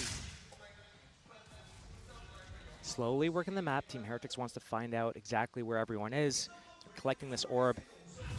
Looks like they're going to dump everything towards the C site. Second smoke just came off cooldown. They have the combos with the seized, paranoia, the smokes. Zeno Very precarious position here. Tex, his timing is always so good. Just give this guy a Sheriff. He's actually outrageously talented with it. And why do I feel like he might get a little bit more here? Oh, not that time. Okay. But the lockdown is in play. We'll be forced to respect that. CCOM evacuating. 30 seconds And left. actually, does King get out? Yeah, he does. He'll be fine. So they're going to be forced to back away from this. Spike, boo, Spike, spike, boo, boo, boo, boo. He can't get punished in this position. I just sounded like I was a ghost for a couple of seconds there. And now he's got Nightfall. Okay, that's big, but bloody hell, that just got way too close. But all three players, especially from CT, with that Nightfall, could be massive, big information. Does he opt to invest it? It's a stinger and a oh! Well, that's a shot and a half. Boo does become a ghost here now, as Rienz and Benji gonna have to try and hold this down. Rifles in hand, yes. And time on their side, but Aspas, beautiful moves, but it doesn't matter. But he's put to bed, but now a 1v2. It's still game on. Rienz the drop down. He's gonna, Rienz, you gotta run, boy, run! Oh, no! Wait, the time! He has it. He has it. That is outrageous. You gotta be kicking yourself if you are Heretics. That was messy, that was mistakes. That wasn't good enough. That was not good enough. You're right. Break it down for me as well, like genuinely, because okay. Look at these situations. That's fine, that can happen. Some of the kills there early on, getting into the 3 versus 3 was a little bit messy. Sure. Not the cleanest, but getting just picked off on the side there. Boo going back for another fight with that Odin was very questionable. He could have popped that Nightfall. He could have sat in the corner. They had a nice bait and switch setup going on. Odin sits in the corner. As soon as he goes burr, his teammate peeks from elbow, and they got this crossfire going. But instead, it's just these one-by-one fights right now, and LEV is so good at those. You can't give them those opportunities. Spot on. Cover going out. For now, very different look. We do see a shaky purchase from Heretics. We have the Judge coming out, 2 Vandals, and then the Sheriff and a Stinger. Woot has, I mean, we've seen some nasty shots from this position, so King, the timing, real nice. Safety found, and he backs away. Good early work, man advantage, don't need to overextend now. Good job working with that chaos as well. LEV from multiple different angles, like whack-a-mole. Nightfall for the defense side. Oh, but the slip through from Miniboo. Mazzino's a wet, but the shot is sharp. Nightfall for the attack side. And from either side, headphones basically out at this point. Rien's the one to find calm, but King still holds. Still controls for now, but he's overwhelmed, he's surrounded. So lucky to be alive. The paint shell's there, but it's Miniboo to take him away, leaving Tex and Aspas. Now Aspas taking his time over towards top side. The timing right for Tex. Brings it to a 3v2. It's manageable. But now it's all on Aspas. A 1v2. No plan. No time on their side. Double They're peek. looking for the fight. They get it. Nicely done in the end. Similar to what happened on Icebox, actually. LEV wins off the back of basically a thrifty. Team Heretics fights back here. And now the economy for LEV is actually in the gutter. So Team Heretics might have accidentally found their footing into this game off the back of that. But again here, these 5-man groups, that's the name of the game for Team Heretics. They're getting to the sites, they're moving together. As long as they do these little things, like the double peek we saw at the end of the round there, as long as they do that together, they're going to be fine. Miniboo, very happy about that round. I mean, this game feels close, right? You've had some really close cut situations. We've got a 4-play stack over towards A. These Sheriffs, the Vandal with Aspas is so dangerous. They're already held up here. No damage achieved until then. Reveal on position. They want to brawl here, and they're going to get it. Aspas leads away. Taken down at least. Whoop with the trade out. Aspas sends the showstopper, but it's King to find the kill. It's a 3v3. King's got the rifle. The other two don't, but Tex is taking a lot of space, and he should hear this. This is crazy that Team Heretics isn't pushing through anywhere. They knew that so many players were towards that A side. Instead, they look scared. They pop that Viper's Pit. It's going to lock down this area. The alarm bot is going to trigger if anyone comes from that blue room. Now all the focus is towards Heaven, towards Waterfall, but they also have to think about that three-prong attack from mid. If one goes down, Tex has his hat to get the info on the others. Benji. So scary. It's all on you, buddy, right now. Yeah, Benji sitting up towards the top side there. Spammed and actually connected on. Keeps his cool though. Doesn't show his hand. The other two sitting by blue room, but Mazzino gets curious. We know what happened to the cat. 2 mollies now for the spike. And it's just going their way. They found some sort of safety, some sort of security after what was a highly volatile round. Looking back at the start here, Tech's just going to look to give it up to the Spike if he's, you know, that's the way it crumbles. But let's kind of roll it back to the start, Josh, because that was very messy. And I'm not used to that from Heretics. I'm not used to this really. And I guess it is determined a little by LEV, wanting that sort of chaos to ensue. They're not pressured by these chaotic rounds all too often. A lot of the time, they get to move up wherever they want to go and just get their site exec off. And if they get stalled out from whatever piece of util, they wait and they go again, or they just go to the other side. Right now, they actually have to get down in the mud, fight it out at rubble, disjointed. Mini Blue on his lonesome, gets the kill, gets the paint shells down to create a little buffer so we can go for more. But Team Heretics is coming out on top in these mid-round situations. Another slow opening. Yeah, looking to see how they deal with mound control here, because this time around it's Aspas over this side. May have noted that Tex was very quick towards that door potentially, or maybe just going for a little bit of a check on this. But the one-way still in play. Boo going to send Aspas back. So clearing through the opening space. Also towards A, we are seeing an individual effort, and they just don't expect that to be real. Oh, the timing! Com gets away with murder. There, it felt like the timing was right, and look at this anti-air setup. Heretics, after they lose that A space, might want to go C here. But they can make a little bit of pressure towards B, open that revolving door, make some sort of pressure. Right now it's going to be so hard to get through. Mizzino has that stun. He's at Waterfall. The crossfire is set up. If the stun comes out, it could be perfect and break this attack. Lev is in the perfect place for this. 3 of them here. Tech's going to be revealed, though, and Miniboo takes his head. Aspas on the trade, tries to fall away. Denies the Prowler, and Mizzino trying to buy him a couple of very precious seconds. Takes a look down towards water. Maybe considering clearing, and he does. Confidence being displayed. Lev fully in control here. And again, like the previous round, they need to get some sort of space going on. So they tap the spike. They're moving actually towards A. They're going to break the door down. They'll have an open sight. They don't know about it. They should move together. But right now, Benji peels off. It's all on Boo to get onto the site. Okay, lucky enough, you get that. Now, Benji's timing could be perfect, or it could all be for nothing. You can see that Lev know there's a chance. And that's all that Aspas needs. As Boo, a 1v4. Hey, Icebox, he was good. 1v4 good? I don't know. They're already starting to clear through by door. Hello.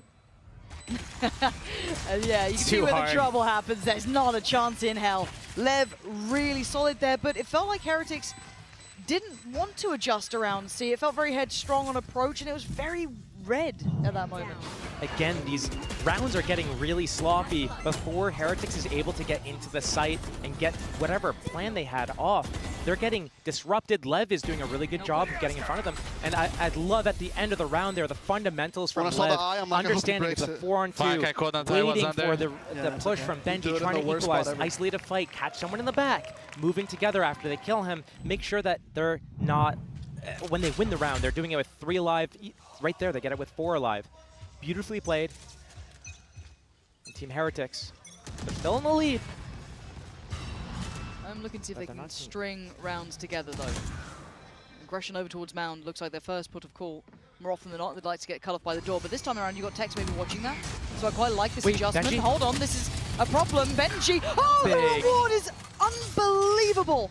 I thought Tex was holding that. This should be an instant speed up. Heretics never does this, though. They always pause and hesitate, and sometimes they miss their timings as a result of that. So it's on them to make a perfect decision here, move together in this mid-round, because Lev has done such a good job in some of these situations with gambling correctly, being in the right spot, and Tex on this regress. I mean, talk about feast or famine. Let's see. Too many targets. A nice try, but it wasn't going to work out. They're going to at least have a good idea where Mizzino is, but it's Com. Individual efforts aren't going to win you this round. No one able to bail them out. And Heretics looking to keep this ball moving, at least in their direction. This does feel bizarre, though, because that didn't feel like a Heretics round either. That felt very up in the air, a little dependent on Benji doing well in that situation, which he did. Again, another chaotic situation. Before they're able to move up, get that C-mount control, get that orb, and start developing a round where they execute onto the site, Lev presses the issue. They try to fight at Mound. They open the door. Benji's like, wait, what do I hear? turns around, catches 2 on the side with off the back of the Paranoia. So great opening for Team Heretics in that round, but it hasn't been going in their favor every round. Sometimes LEV gets the better of Heretics on these chaotic openings. That's really the name of the game at the moment. You do feel that if it does kind of devolve sounds like it's a negative, but it's not really. But if it does break down into one of those sort of muddier games, you got to feel. I say that. I'd say that LEV look better for me in those moments. They play a really nice brawly style at times. Maybe it's just because you got someone like Aspas who's just gonna knock you out half the time. But it's not like Heretics are slouches. You've got Miniboo on the side. You've got some big players there as well. But I am impressed with Heretics so far for keeping their cool in this one, because LEV have been very, very divisive with all their aggressive looks here, the mound approach, the play towards rubble we've seen. They've started to really press the issue. We're seeing that same sort of chaos, though, also reflected in the scoreline. The back and forth, you get one round, I get one round, you get one, constantly into the 6-3 scoreline. And the only reason why Team Heretics has that 3-round buffer is from that pistol round and that second round conversion as well. These are sloppy, you're right. And maybe this timeout tells them to play the game a little bit differently, but again, LEV is starting with a 4A setup here. Last time we saw this was on their low buy. Yeah, and it got pretty close, I want to say. You got the Seize nade combo. Seize, paint shells, stun as well. Team Heretics has all the info they need to go B. Yeah, and they've done this quicker. We were talking about the timing before, how they don't do this too quickly. And I like Miniboo's second to pause, to wait, because then he gets a fight like that, but where's the trade? Where's the support? There's none. Com gets his way back in. Woot's in danger. That's a huge ult, but Woot still somehow hits that shot. Benji couldn't crawl away in time as King claws him back. Now Rienz and Boo up against Tex and King. They've got to know where they evacuated to. This isn't ideal for the plant. They've got to try and deal with them here. Boo making a run. They can get on this. Orb is on the spike. He can connect the smokes together and get in there, but the defuse is coming. There's no time. Surely there's no time here. Yeah, Tex knows it. Wait. He caught it. He got the defuse. That was so close. Again, another chaotic situation going in there. You're right. Where is that backup? All the way in that blue room. Miniboo's in there. The door is closed. It's one of those situations where the communication needs to be on point. Where are you pushing together? You want to take some space. But some of the teammates were going towards Waterfall, one towards Heaven, one towards Blue Door, way too split apart. That is the name of LEV's game, not Team Heretics. Team Heretics, they go together, they move together. Right there, they get spread apart. 4-6, back and forth we go.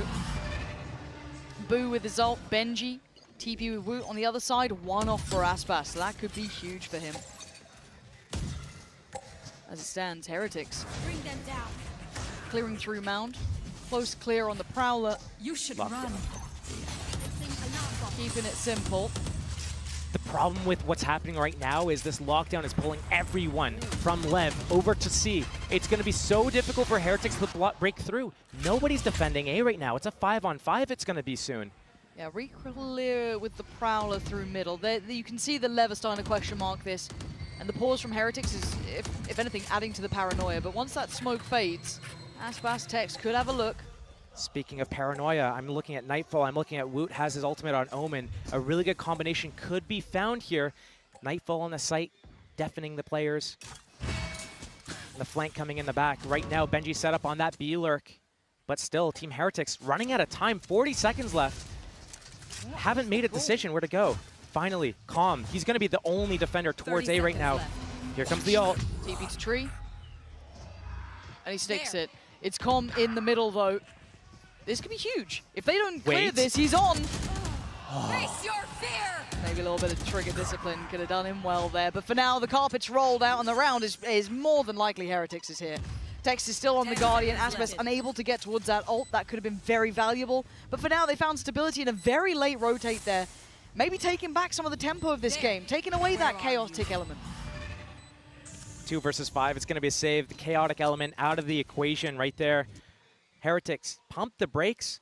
They were getting low on time. It was getting a little bit scary for them, but that was actually a really good audible from them. Being able to use that Omen teleport into that tree room. You know that usually if there's a defender, they're up all the way, looking at that doorway, trying to get that spot and then back out. Someone's going to be playing in tree room at that stage in the round. That's going to be crazy. And then Benji finding that pick on Mizzino at that rotate at B as well. Just inserting the players into the proper positions. Team Heretics is doing a really good job in some of these mid-rounds, which we weren't seeing so much on Icebox that much. We had to wait for those timeouts to come in, the coaches to start talking, for them to be able to get those off. Yeah. And right now, LEV is letting this game slip a little bit. No, it does seem like it's falling between the fingertips here. It's not completely out of the realms of reality, but as I said, the chaos being quelled here. We're starting to see control back in Heretics' hands. Just kind of tempering the pace, but we know what LEV like. They like to go for these 4-play stacks towards A, and if Heretics want to go to the blender, they'll suffer the consequences. They've been doing so well when they go slow. Looks like they might start fast here. And it might be the death of them. There's the C's nade combo. Mini Boo takes a lot of damage for that. And it's not like LEV are going to take their foot off the gas. They can double down. And Woot's only good for one there. Trade comes out, and here comes the rocket right into Mini Boo's chest. Leave it down to 4v3, and the chaos looks so controlled in the hands of LEV. Until then, where the hell did Benji and Rienz just get those kills from? Overextended from LEV. Tex 1 versus 2. He has his camera to work with, but he's against Rienz and Benji, the closers of this team. Sure, Benji's not on his mainstay of Cypher, but with that turret up, the alarm bot, the mollies, now his position's going to get revealed. Yeah. Okay. He could double back if he needs to, but that camera's not going to spot anybody. He has to get past this Viper wall as well. It's quite telling. At least they see no one, no challenge, but you know, they could be playing timings, they could be by treat. But to find both is difficult. He's looking to try and clear towards tree first. Spams out again. Update on the progress. Another ping on the GPS, basically, telling you where he is. And Tex is running out of time. And they just put him out of his misery more than anything. 8 rounds, a respectable half scoreline. LEV keeping control of the chaos for a while, but it eventually falling away from them here.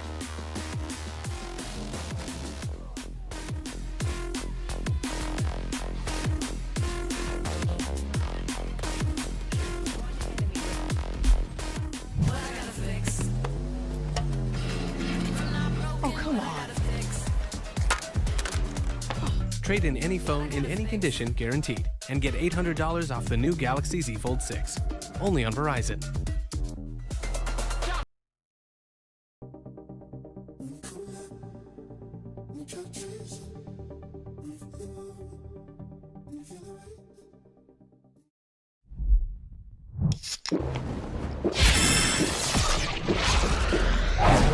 Red Bull gives you wings. Otherwise, if they're not able to get some sort of form on this map. Let's see what the tempo's set like. Now LEV get their opportunity to attack. Let's see how they look at it. Haven't seen something slow in a very long time, it feels. Yeah, it's been like high octane from the very start. But a big gamble trap setup from Team Heretics. 4 players pretty much eyeing up the same spot, right? They got that turret watching B, Benji's watching C. It has to be A. They're not going to move from here until that timing. But Tex, he's expecting some sort of push towards C. LEV, it's a minute left. Bring them down. Prowler, going to be handled. Keeps them very present. And I feel like LEV don't like what they're feeling. Like, whatever this is, they don't love it. They're getting a little bit nervous. Approaching that A, decide to come back towards B, but again, if you're going towards B here, they can come at you from 3 different angles. Will they use that revolving door, create any sort of pressure? Are they going to push through to Waterfall? Is there some sort of read that I don't know about? Great timing on those paint shells. How does he know to use it then? Maybe the smoke timing from the attacker side. Could get some pressure here, though. He's got support, and now the door going to be tested. You're looking at the likes of Benji to try and hold back the flood. They're on the way, though. And the blender would have waited them. Look at the HP being dwindled down. Now, if they'd carried on, it would have been near on death. However, HP back up. They got to ward back in towards B, and you can see what Woot's trying to do. Tries to fall away, but now down to 10. Heretics being brought back down to the chaos, and LEV thriving in it. The plant should be. Wait, this white carrier went down. They should be fine. I think. They're fine. Benji 1v4. Nah, LEV. They love that sort of chaos, Josh. They left that down to the last second and then just ramped it up.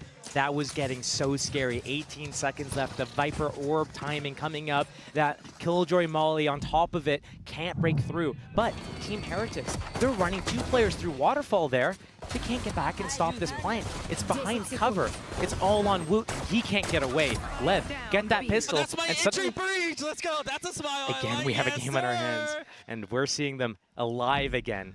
Yeah, and if Heretics can't control them, then Lev can close the gap. They can bring this back. This could be a 2-0. Stack, however, yeah. Boo, he's got his haunt, ready to come over top. But I don't know what other abilities they're going to use. They just have to swing together. They just have classics at the moment, a paranoia as well if they need it. Looks like Woot is ready to do it, but that Prowler spots them. Lev, I love this kind of tempo change as well, from very aggressive. You know, again, if you roll your mind back into the starting round towards A, having that brawl, willing to do it here, very composed. Maybe looking to read for any sort of pocket plays, any sort of set pieces. Really nice. The fact that they kept that sat deep, showing that they can shift gear here a little. Woot goes unscathed. Prowler might catch so him. aware. They're so aware. Oh, especially after seeing the kind of paranoia, the haunt coming through, the crowd, everything. You're thinking it's a stack. You're thinking it's going to be a trap there. And again, doing the due diligence. You like to see it. A nice try re-ends. And rinse and repeat. We go again. Lev, this is really nice. If you're going to talk about them in their chaotic moments, you've got to give them credit here when they've kept their composure. A great read by Lev there, understanding the stack was in play. Off the back of the camera from Tex out A, getting the information. Hey, they're not here at all. Be careful. Go slow. That's nice. Slow they went. Lev pulling it back. They need to convert this bonus if they want to get even closer. Team Heretics still has that lead. When we look at the game so far, it's been very chaotic. It's been a lot of these very early fights, but that's not the style that Team Heretics likes to play on their defense side. They like to sit back, have these trap setups, force the enemy to actually commit, and then go for the retakes. That is what they're strongest left side, at. but I don't trust even in my shadow, and I cleared him. It's up to Team Heretics to set the tone here, to tell them, you're on our playground right now. You play by our rules. Also, I just realized Aspas is 20-9, and the closest player in his team has got 8 kills. He's quite good at this game. Pleasure to get to watch him play. We don't often get to see it, obviously. Hands on. Looking sharp here today. The walk up middle, though, at the same time as this Lev. Just using C as a little bit of a fake. They're going to probably go through the revolving door, but re-ends. Oh, in case they needed a little bit of luck on their side. Why not? And they're going to go on this. I quite like that. Just instinctive play, smart approach, heads up, reactive, and it works wonders. Look at this guy, reigning supreme. Massive impact. The back of a blind shot that worked. Sometimes you get them. Now they get the plant too. Boo and Woot, irrelevant to this round. Converted bonus for Lev. A save from Team Heretics. Look how close he is to his ult as well. Yeah. Jesus. Yep. Must be nice to have an Aspas in your team. Must be nice. How do you lose?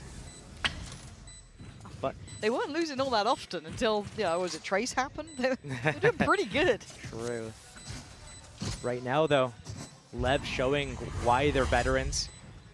That championship level quality coming through here. Team Heretics, they are the rookies, and they're showing so much determination and grit, but they're starting to slip a little bit. Icebox, they had Lev on the ropes a couple of different times. Lev turned it around and stole it away. Team Heretics, again, in the lead on Lotus. This is one of their stronger maps here. They need to be looking to close this out, so losing those first players at the start of the round there, not looking pretty for these guys. Gonna have to do a little bit of a mix by, maybe even let Lev get up to that 8-8 tied scoreline. But again, can they set the tempo? Can they make Lev play by their rules, or is Lev gonna be able to run all around them? Let's see. The Sheriffs, the Stingers, the 2 remaining Vandals. Well, 2 Vandals, not even remaining. And look at the Outlaw as well. Could be in the right place to get some good damage done. Aspas gonna lead the charge. Takes at least control of the corner and then over towards Rubble. While that happens, Benny Boo. Try and get towards his ult here. And they wait for a fight. And if you're Heretics, you're probably not really wanting to give them too many early fights. This push I'm seeing by Miniboo getting really aggressive on that mound line. He is the only player between the attackers and that C site. Right now, Team Heretics just in a little bit of a loose, flexible setup towards that A and B. Not really anticipating this, and once Miniboo goes down there, that site's going to be way opened up.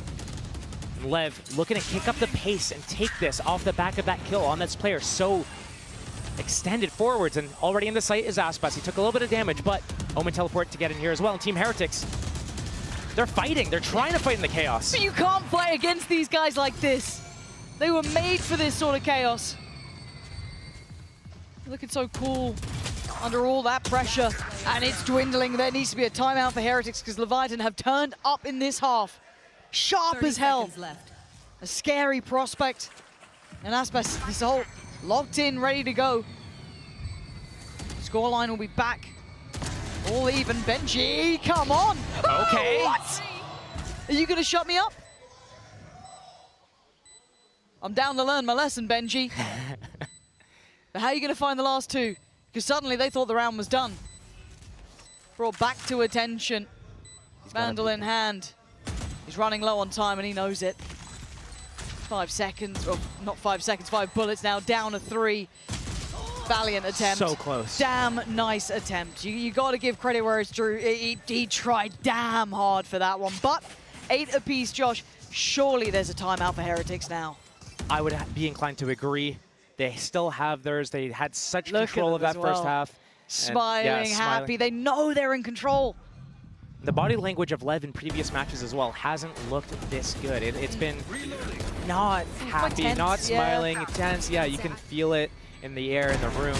And Team Heretics right now leaning on those coaches for their experience, for the different perspective, maybe icing the players out a little bit just to keep them calm, remind them of kind of where they're at. Remind them of how they got here even. And it is a very different environment. As much as Heretics have been, obviously, a highlight to witness, a very strong team as of late, the caliber on LEV is a different quality. I mean, we have champions, winners in that team. We have the highest caliber possible. So they keep their cool under all of the scrutiny, all of the high-tempo rounds, they're fine.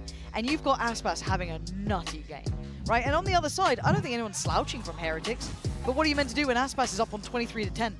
Like, how are you meant to stop a superstar having these sort of games? It's also difficult when you switch your composition. They're taking the composition that Fnatic runs. This isn't what Team Heretics has been running all year. They had that breach in the mixture. They weren't on that double controller. So maybe finding those adjustments is more difficult as they still don't have as many reps on this composition. Yeah. But also, they should be used to playing against a breach comp. It's true. That's a very good point. Yeah. Yeah, you're not wrong with that. But let's see what the timeouts cooked up, because generally it's been quite valuable, actually. Niels and Weber coming up with some really good concepts for them, giving them a couple of rounds here. Earlier info on this C-take, and we do have a player now posted beside Benji, but Aspas is in the door. How much can one man do? That's the start. He knows there's another. He flies on in, he sprays him down! Aspas ripping and tearing through Heretics. Can Miniboo do the same back?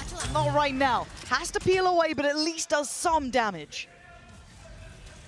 4 versus 3.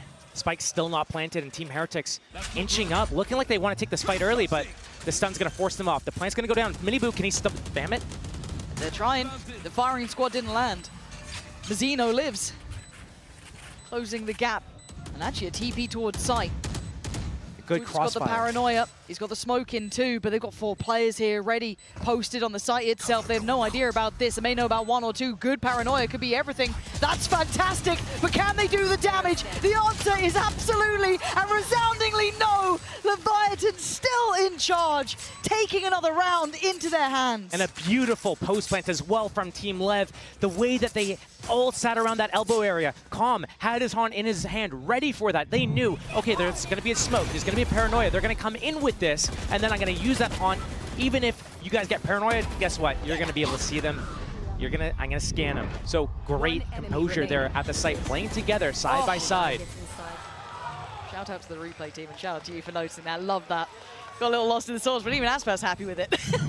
But that's completely broken the money of Heretics too. You're down to Sheriffs here. A couple of ults coming up soon, but you're going to start feeling like this game is slipping away from you. We thought this veto would be kind of mid to back loaded for Heretics. Map 1 would have been very strong for LEV, which eventually it was, but they had a very competitive series on. This is slowly being taken away from them. You can kind of feel it in the water. There's something happening here. The momentum firmly in the hands of LEV, especially after that round. Economy being broken, not a problem. Team Heretics can rebound. Spirits being broken, different story. Can they keep their heads held high? Right now they're being ripped off by Aspas predominantly. A pivot towards B.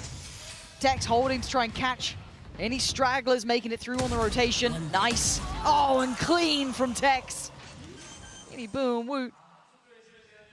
Looking irrelevant to outcome. Tex going walkabouts and getting rewarded. This could be the downfall of Heretics right here, right now. Leviathan are literally getting a stranglehold on this game. Double digits made and in touching distance. Look at the streak of rounds. It's been 6 in a row for LEV. Team Heretics is usually so good at doing retakes, but right now, they're not playing their game. LEV is controlling everything, forcing this chaos, forcing Team Heretics into these unusual fights. They're not used to it. They can't convert it. I live for right the now, ecos. LEV is just prying them apart from the inside out. This is the difference between the good and the great. Leviathan showing depth, capability, tempo changes, everything you want to be seeing, and the superstar performance from their superstar. But it's not over yet. Couple of ults here in the hands of Heretics. The LEV depth, capability, tempo changes, everything you want to be seeing, and the superstar performance from their superstar. But it's not over yet. Couple of ults here in the hands of Heretics. The LEV showing early presence towards A. That lockdown is going to be a huge tool to use in a retake right now, but Rien's in the site, trying to defend it to his death. Maybe going 1 versus 5. His teammate's way too far away to help him, and here comes the Rolling Thunder. Benji actually gets affected by it. And he goes down. Look at this player by player. They are dropping the site fully, waving the Leviathan flag here. No way. Oh, come on. It's so clean. It's so good. It is falling to pieces for Heretics. If I'm their coach, if I'm the IGL, I'm calling another timeout if I got one, because this game is falling away from you. You thought you had a chance. You thought wrong. They tried to play their game. They tried to set up for that retake, but getting bumped out of the position off this Rolling Thunder, moved away from the wall. Tex opens it up, gets that hat off, and that information Aspas, this flick right. It's poetry in motion watching them play right now. Everything's hitting, the reads are right. They got it all. It's hard not to enjoy LEV when they look this strong here. Again, Heretics, they're calling this timeout. They need to get something discussed right now. The coaches need to keep these players in line. They're not getting any openings. They're not winning their opening duels. They're getting split apart. No trade kills happening. It's Benji out of position. We saw out at C Mound as well. Mini Boo went down once. At Blue Door, we saw Boo go down once. And there's no follow-up. And when these crucial players go down, it causes such an overreaction from everyone. But the way that LEV is depositing players here, there, everywhere. Outside A, it's Tex a couple times. We saw it here, catching 2 in the back. We've seen him over at B as well. The positioning from all these players from LEV, they're controlling everything. And it's like a funnel where Team Heretics needs to just fall down and get bottled up right now, because it's not looking like they're finding any success here. A couple more rounds, it looks like they're going to have to start their lower bracket run. It's not wrong. The lower bracket looming on the horizon pretty quickly at this point. Leviathan, though, showing signs of life late into the tournament. People question their performance, rightly so, after some surprise losses, some close games, not the same level of dominance. But now, they look deadly. What a time to start showing form. I mean, they were made for brilliance, for deep runs in tournaments. They are trophy hunters. And at this point, they're showing that caliber. We digress, as there's still an opportunity and a chance for Heretics. 8 rounds to 11 isn't impossible, but it's how LEV got to that 11. It has been consecutive. Ult off the rip. Rien's going to try and control this space. Benji. But how are they going to dissuade what's coming their way? Benji's been struggling and already going to be forced away from this. He's going to go for a lockdown here. Ambitious. He is being absolutely spammed out by every piece of util they could send. Already the pain shell's coming in. Did he manage to keep it secure enough? I think he did, yeah. LEV have to try and escape quickly. Aspas going to get caught, but they ain't hunting that. Control of the round. Rien still has a lockdown. Boo has that alarm bot, but he's lost his duels at B. 3 players to defend this C site and that Nightfall as well. Is that enough, though? The Nightfall is so far away that this re-hit, 5 versus 3, surely goes in the favor of LEV again. They're so good at this, too. You can see the composure on the way in. The killer instinct. The pivot back. Perfect. Tex. Gonna Nightfall.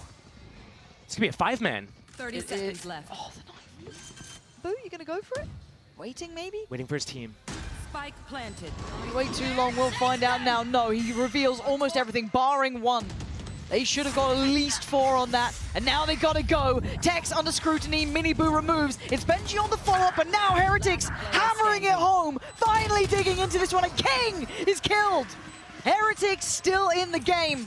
9 rounds. That took a whole lot, and it was on a knife's edge. And I talk about this for a reason. Team Heretics, 5 versus 5. They get their retake off, they're winning it. They had 4 alive at the end of the round there. They are in full control when it gets to be into these situations, but they haven't been able to get into these positions to begin with. They've always been picked apart and lost that one crucial player that makes everything else fall apart. If Team Heretics is able to replicate this sort of environment where they can go into that retake in that 5 versus 5, they actually have a chance at this game. And that's got to feel like a breath of fresh air after being absolutely beaten and broken by LEV. You look at the string of rounds, it's hard not to feel that, to feel how oppressive that can be, but it took a lot that time. We saw the Viper's Pit, we saw the Nightfall, we saw so many ults keyed into it.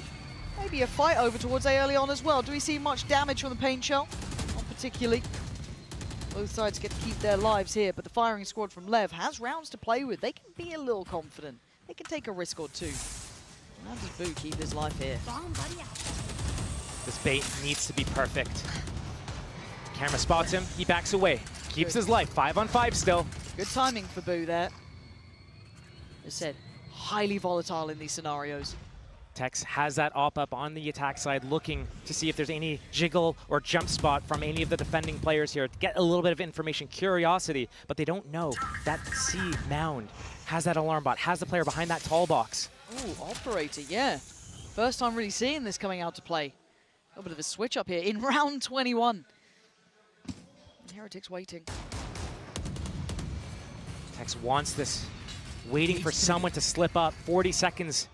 Time's going down. Blue door still intact, but Mini Boo waiting for it, expecting it. Aspas. Bobbin's just to make sure they're safe on the site. He can kind of blindly send it towards CT, hope they would find someone. It probably won't here. They're very cognizant of that ult coming in, and now we look at the retake. A TP taken over towards the trips at the very back line, so there's going to be a very fast flank here from Wu. Tex seems none the wiser so far. King is there as well. He hears that 3-3-8 rattle, but it's Rien's to find Mazzino, and now the back line's under pressure. Calm alleviates some towards the front, but down to a 3v3 now. It's messy. Back line is King. The 2 players still on the site, Aspas and Calm, but they're removed, leaving just Aspas. The monster himself still stands, and that's what he could do, though. But they're on the defuse. I don't think he heard it. He's none the wiser. He has no idea. He has absolutely no idea the defuse was coming in.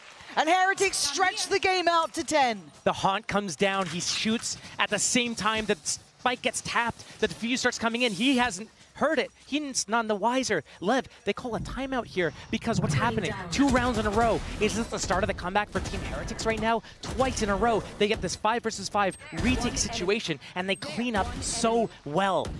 And I want to highlight that. Let's stress that. This is what we're seeing be really quite different, is the fact that they're actually letting them take the site. A little bit of a fight on it, sure, but they're keeping numbers up. They're playing the retakes well. They're taking the space. They're getting those flanks in. Everything changing for Heretics, but do you think LEV can then maybe double down a little bit more? You know, what's the next layer for them? If suddenly you've got Heretics going, guys, we play retake. That's what we do. That's what we're good at. What are we doing? Taking these scrappier fights, letting them determine the pace. How does LEV respond if you're in that situation? The problem right now is Heretics is doing such a good job in these last 2 rounds of giving the perfect amount of resistance to LEV to make them use so much time, so much resources, the utility to get onto that site that by the time the 5 versus 5 retake comes in, LEV is tapped dry. So right now, what can LEV do differently? They can start doing these, utilizing the broken door at the blue door area, the revolving doors. So when they put pressure on Team Heretics, not only are they softening up the defenses, but they're depositing players. We saw this from Tex earlier as well. If you're able to get players inserted into certain positions, that by the time you actually go for your final hit, now you can activate from the sidelines, get those flanks off. Now you're going to convert some rounds. Team Heretics, they just go straight into you. Game on. What's the look now? Woot. I'll find you. Behind the box. Slow opening as well. LEV doesn't want to run into any traps in the same setup from last round. Team Heretics gets spammed. That's devastating, but so good for LEV. Cage triggered. Tech's going to be noted. And I quite like the mini boost trying to clear a little bit of space behind that, show a little bit of presence by door, maybe dissuade this instant C lean. But will LEV even fall for that? They may not care. Look at they're how in. Heretics is scrambling off of this. They don't know what to do, where to go. Once they lose Woot there, they still need to play at that 4 versus 5. Sure, they lose the smoke, they lose the paranoia. But right now, LEV has the site. They're going to get that spike planted. And does Aspas shut him up in time? He does, taking down Miniboo, leaving Rienz, who's a mile away. Unable to affect the outcome of this round. That was clean work from LEV, but again, that instantaneous loss. It felt like too much of a gamble. It was the exact same setup they ran from the previous round. LEV did not go towards C. They didn't punish that. But as soon as he goes down, what happens? Heretics, they scramble. Instead of playing that 4 versus 5, going for the retake, as soon as they hear that spike get tapped, instantly they try pushing in. Miniboo pops his showstopper, and they double swing from Waterfall. All at the same time, they all fall so quickly, and they only get 1 player in the process of that. Right now, Team Heretics, they're going to be down 10 to 12. This would be match point. If they want to be able to have a chance to come back and go to Haven this next round, they can't slip up. 12 to 10. Oh, and they even find Rienz here. Match point. Here we go. It's aim for OT, or it's pretty much GG on this one. Map 1 was LEV's, and it felt like they slipped back into what wasn't working for Heretics. They got caught off here. Again, that initial pick, that was close enough, sure. He whiffed his ult. He whiffed his ult. I just ended still shooting him down.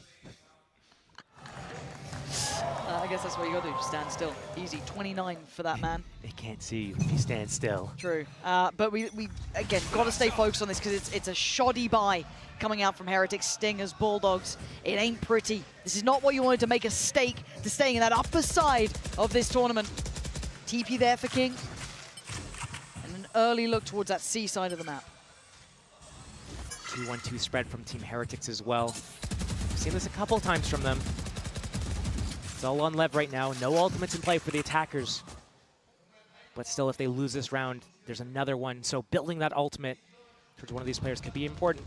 Here comes that split. Tex working up middle with King. As that pressure still mounts on the defenders over towards the C site. This C site is going to be feeling battered and bruised and The Stinger. It's not enough. Trying to use the Stinger up against North American teams. It ain't going to be working. Aspas, the pain shell, posted towards site, but now he's going to be held back here. Heretics looking to maybe clear some space over towards water, but the firing squad is waiting. Rienz, that's a lot of people. Wait. That's not bad, but is Benji going to fall? The number's still sitting in the hands of LEV. It's a 3v2. Miniboo and Woot were the ones over towards A. They've got such a long way to go here. The post plant's going to be set up. The flank coming in from Woot. He does have a smoke.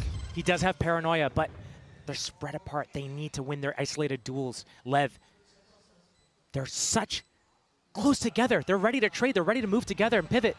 Woot's going to be able to at least clear Mount. He knows they're not out here. But still, Miniboo looking to be overwhelmed. They want to try and close down on this. Does Woot get noted as well? The time's starting to tick here. Have Leviathan done enough? Heretics starting to flounder, starting to falter. And this team was tailor-made for greatness. Bespoke brilliance from Leviathan. You thought it might have gone the distance seeing the veto. They didn't like what we were saying. They closed it out in 2 here, and in some damn good fashion.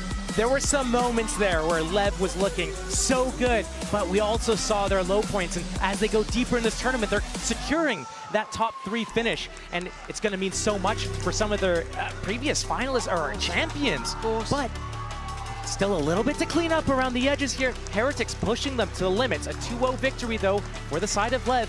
Heretics needs to be happy with how they did it. It was very close. Overtime in a 13-10. Nothing to be sad about. It's a very respectable scoreline. I'm glad you said that because I think, obviously, for Heretics, you're not going to be happy with a loss, but looking back, you can see there were a couple of moments there that tipped it one way or another. That close between these two. Exceptional quality here. A genuinely good game of Valorant played between them. And Leviathan have to be so happy with what they've displayed. As said, Icebox, I think most of us would have said, yeah, that's their map. 15-13, close as you like. Map 2, you start to see Lotus think, okay, that's back in the Heretics score. And then maybe Haven, who knows where that goes, starts becoming a coin flip. They weren't messing around. As said, this team, they picked up champions. They were looking for winners here. And anything less than perfection, it adds question marks. We were doubting this team in the group stage. We were worried about the form they were in. Besting Heretics like this is a massive step in the right direction. Doing it in such fashion, showing that they are able to take control and set the rules of the fight.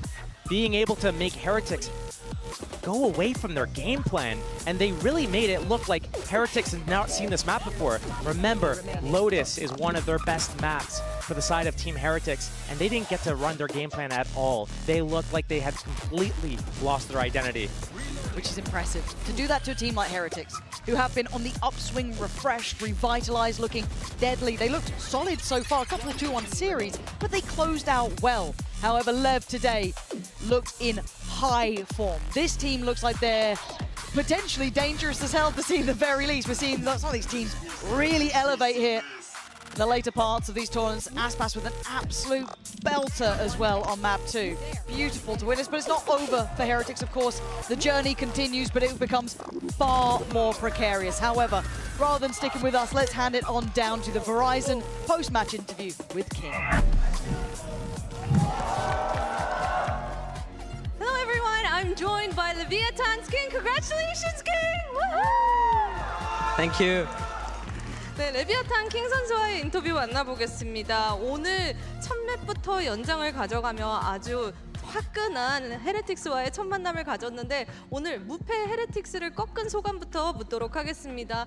Started off the first map overtime, but you beat Heretics. You broke their win streak. So how was the first encounter with them? I mean, it was pretty fun. I think we know they're a team that shoots really hard. So the day before, we just said, guys, we know we're a better team. The team that's gonna win is the one that shoots better. So we were just shooting insane, and yeah, it went our way. 이제 오늘 경기 너무 재밌었고요. 워낙 조준을 잘하는 팀이어가지고 자 얘들아 우리 팀원들 어젯밤에 이야기를 했을 때 자 우리 팀 되게 잘하는 거 믿고 우리가 그냥 더 잘 쏘면 된다 이러면서 오늘 경기에 임했다고 합니다. 그리고 오늘 이전 경기 EDG가 이제 결승 진출권을 먼저 따냈는데 이제 레비아탄도 결승 진출권을 따면서 다음에는 EDG를 만나게 됐습니다. EDG를 만날 거라고 예상을 했을지 좀 물어보고 싶네요. You know the match before you guys, EDG took their ticket to the upper finals, and now you joined them at the upper finals. Did you expect EDG to be there, honestly? Okay, to be honest, we practiced a little bit against CDG. Oh. And they're looking really strong, let me tell you that much. They're playing pretty good. So at least for me, it wasn't a surprise. I expected them to be at the upper final, so it's gonna be really fun to play against them. 이제 EDG를 사실대로 말하자면 우리가 EDG를 대비하는 그런 스크림을 조금 했었다. 워낙 너무 잘하는 팀이어서 EDG를 만나게 될 거라고 예상을 했다고 하네요. So last question, how confident are you going into that match with EDG? Spill it, King. I mean, obviously we feel pretty confident. I think we have the momentum as a team, so everyone is just thinking into that upper final to go and win it. So thank you everyone for cheering for us. 제가 진짜 다음 EDG와의 경기 얼마나 자신 있냐고 물어봤는데 뭐 오늘 기세를 이렇게 쭉 타고 잘 해낼 수 있다고 아주 좋은 팬들한테도 고맙다는 인사까지 하며 좋은 기세로 이렇게 인터뷰를 마무리를 했습니다. 이상 레비아탄의 킹 선수 인터뷰 만났습니다. Thank you for the interview, King, and congratulations again to making it to the Thank you very much. Thank you. All right, thank you for everyone joining, and this is all from me on the stage, and right back to you guys. Bye. Bye. Thank you so much for that, Bella, and thank you so much for that, King, for that Verizon post-match interview. Now we're joined by Com. Hey, buddy, it's good. It's like we're doing an analyst desk. Congratulations on the win. How you feel? I feel pretty good. That was a gritty win. I think, man, I don't even know what to say about all that, but I just feel amazing right now, honestly. Yeah, you guys are playing, you know, I mean, you heard King say it earlier. He's like, just got to shoot better. Just got to shoot better. Just got to push more. Excuse me. Did you feel like that really was just it? You guys just needed to get those guns hot again? Yeah, I think it was just like getting into the game, everyone being in flow. Even if people are down, you bring up the others. Yeah. I think it was essentially all of that, and then we showed a great face. Yeah, so happy. Nice. Second time in a row at a Champions now that you've made it to a top 3. That's wild. That feeling of being in that arena when you won with EG, what does it mean to know you get an opportunity to fight for the same again now? Yeah, it feels huge. I mean, I have the opportunity to do something that probably won't happen in like the next 10, 15 years. So this is like a pretty huge opportunity for me. And I mean, we're playing well right now. It seems like all the stars are kind of aligning. So, I mean, we'll see. Yeah, and I think a lot of people are rooting for you. You're a Korean-American player, now in the top 3 in Korea, playing for a Latin American team. What's it like to have like all those different fan bases rooting for you? I mean, it's crazy, especially how my year started all together, honestly. Having so many fan bases kind of support me now and cheering for my success. I mean, I can't be ever more thankful, honestly. Yeah, now, you guys are constantly, in the mud, fighting, trying to claw your way out of a lot of these situations here. And I guess, in those moments, right, when you're going into that OT, when you guys are, fighting your way back on Icebox, a map that you guys were very much favored in, who's there? Is it the whole team? Who's stepping up in those moments to keep you guys focused? I see you, chileando a little bit in the background, just vibing. So are you trying to lay off so that everyone else can kind of jump in, or is that calm demeanor kind of what you're doing to help the team out? It's a mix. It depends on what we need at that moment, honestly, for me. I feel like in that moment, we just need to chill out and then just shoot their heads. That's all we needed to do. So I was just all right, I'm chilling. And also my teammates have gotten so good at just helping each other, lifting each other up, no matter what the situation. So, I mean, credit to them. We've developed a lot this year, and that's just a testament to kind of the year we went through as well. Yeah, and people call Leviathan a super team for good reason, but I think a lot of people were critical of your performance, especially earlier in this year. But now it seems like in America Stage 2, and here again at Champions Seoul, you have locked in and found the form that you had when you won with EG last year. How do you rate your individual performance right now? Yeah, I would say I'm locked in. Honestly, all together, it just feels nice to put together good performances on the biggest stage now, and all together, I'm just insane. I don't know. Do you think you're better with the pressure of a big stage? Say that again? Do you think you're better with the pressure of a big stage like this? I just like it a lot more. It's more fun for me. Regular season matches are fun, but there's nothing like being on a big stage at an international event with everyone watching. It's where you shine. Yeah, hey man, you can do it. But we won't worry about that for right now. We won't worry about that. Take it one step at a time. Speaking of, your next step's going to be EDG. Any thoughts on your opponents going into the Inspire Arena? I'm gonna be honest, whenever I saw them coming into the event, they look good. They have a lot of the stuff kind of figured out. They're playing really confident and together, Honestly, I think this is the best Chinese Valorant has looked since the start of the game. For sure. This is probably a big opportunity for them, not only for us, but for them as well. Yeah. So, I mean, they look good. I say we look good, but they look good too. It's been a long way since Boosty last year saying that EDG would never beat America's team. Oh, man. Hey, we will never let him live that one down. But then you can see the bracket and how everything shakes out there. Of course, you're going to see EDG going up against Leviathan. Now, coming up tomorrow, it's going to be our last 2 days here at the COEX Artium, our last 2 matches, rather, excuse me, as we have back-to-back elimination game. Sentinels going up against Fnatic, which was a matchup I genuinely thought we could have ended up seeing in a grand final. And then you had Heretics going up against Zerox, which by the way is genuinely a matchup that could have thought would have been in a grand final. So this is crazy. Kam, you got any thoughts on these matchups? These are all bangers. They are, man. Everything is just so good. I love watching this game. So many different styles, so many different things that can happen. I don't know, this is just exciting for me, and I'm competing. Yeah. How good does it feel to know you have 5 days off until the next time you have to play, and you don't have to play in those lower bracket matches? I'm just vibing. Like, I'm having a good time, you know? Just, you know, enjoying the moment. Are you going to have time to do anything fun in Seoul? Some tteokbokki, I hope I can maybe, like, see my family or something. We'll see, honestly. I'll plan it all. We'll see. Yeah, I'm sure Papa Kam and them will make it happen one way or another. Well, hey, I won't unfortunately be there to root you guys on, to see you guys play at Inspire, but you already know. I don't need to say anything else to you. We've talked a million times, but I'm ever so proud of you. Keep kicking ass, keep doing what you're doing, and have fun in the process. You know what I mean? Always, baby. That's it. That's it for me. Oh man. Well, it's been an absolute blast. I want to thank prolific teams from China and the Americas clash on this stage for the very first time, and the winner locks up top 3 in one of the most exciting and pivotal Valorant tournaments of all time. And Smoggy's right back in there. The Paranoia is already sent out. That's preemptive. Outlaw in the hands of 140. Zekken down to the double digits, but still alive for now. Glides to the side. He's for the upgrades. Hunter's Fury scatters through. Fights to be taken by EDG. That could be set up for success on most of it. Sprayed down. Leaving it just down to 10s, and he's doing damage right through the wall. Isolates the 1 for bullets. Oh boy! A great opener from Zen.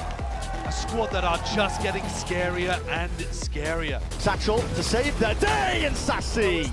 And it just feels like there's no hope at this point for EDG. They're going to make it look like they're re-clearing onto rubble. And trying to push his players back. What is that from nobody?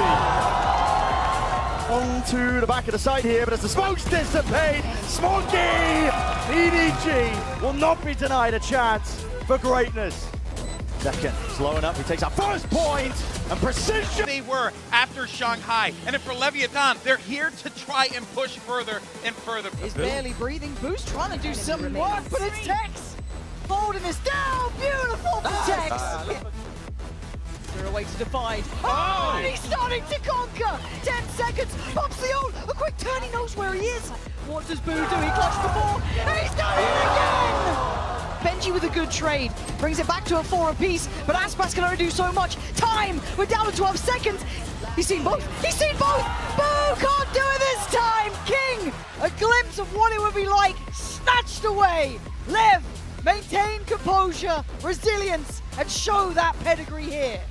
So I quite like this adjustment. Benji? Hold on, this is a problem. Benji, the reward is unbelievable. Nice, boys. The defuse is coming. There's no time. Surely there's no time here. Yeah, Tex knows it. Wait. He caught it. He got the defuse. I quite like that. Just instinctive play, smart approach, heads up, reactive, and it works wonders. Look at this guy. Any stragglers making it through on the rotation. Nice. Oh, and clean from Tex. And this team was tailor-made for greatness.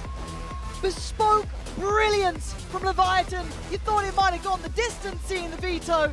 They didn't like what we were saying. They closed it out in 2 here, and in some damn good fashion. Albia, good vibes. Hey! Hola! Hola, amigo! Vamos! Muchas gracias, afición! This guy was standing up when they win the round. Barely sat down. Watching all of you out there.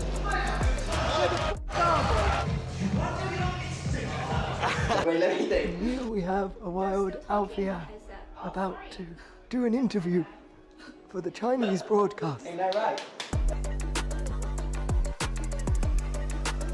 That's what we like.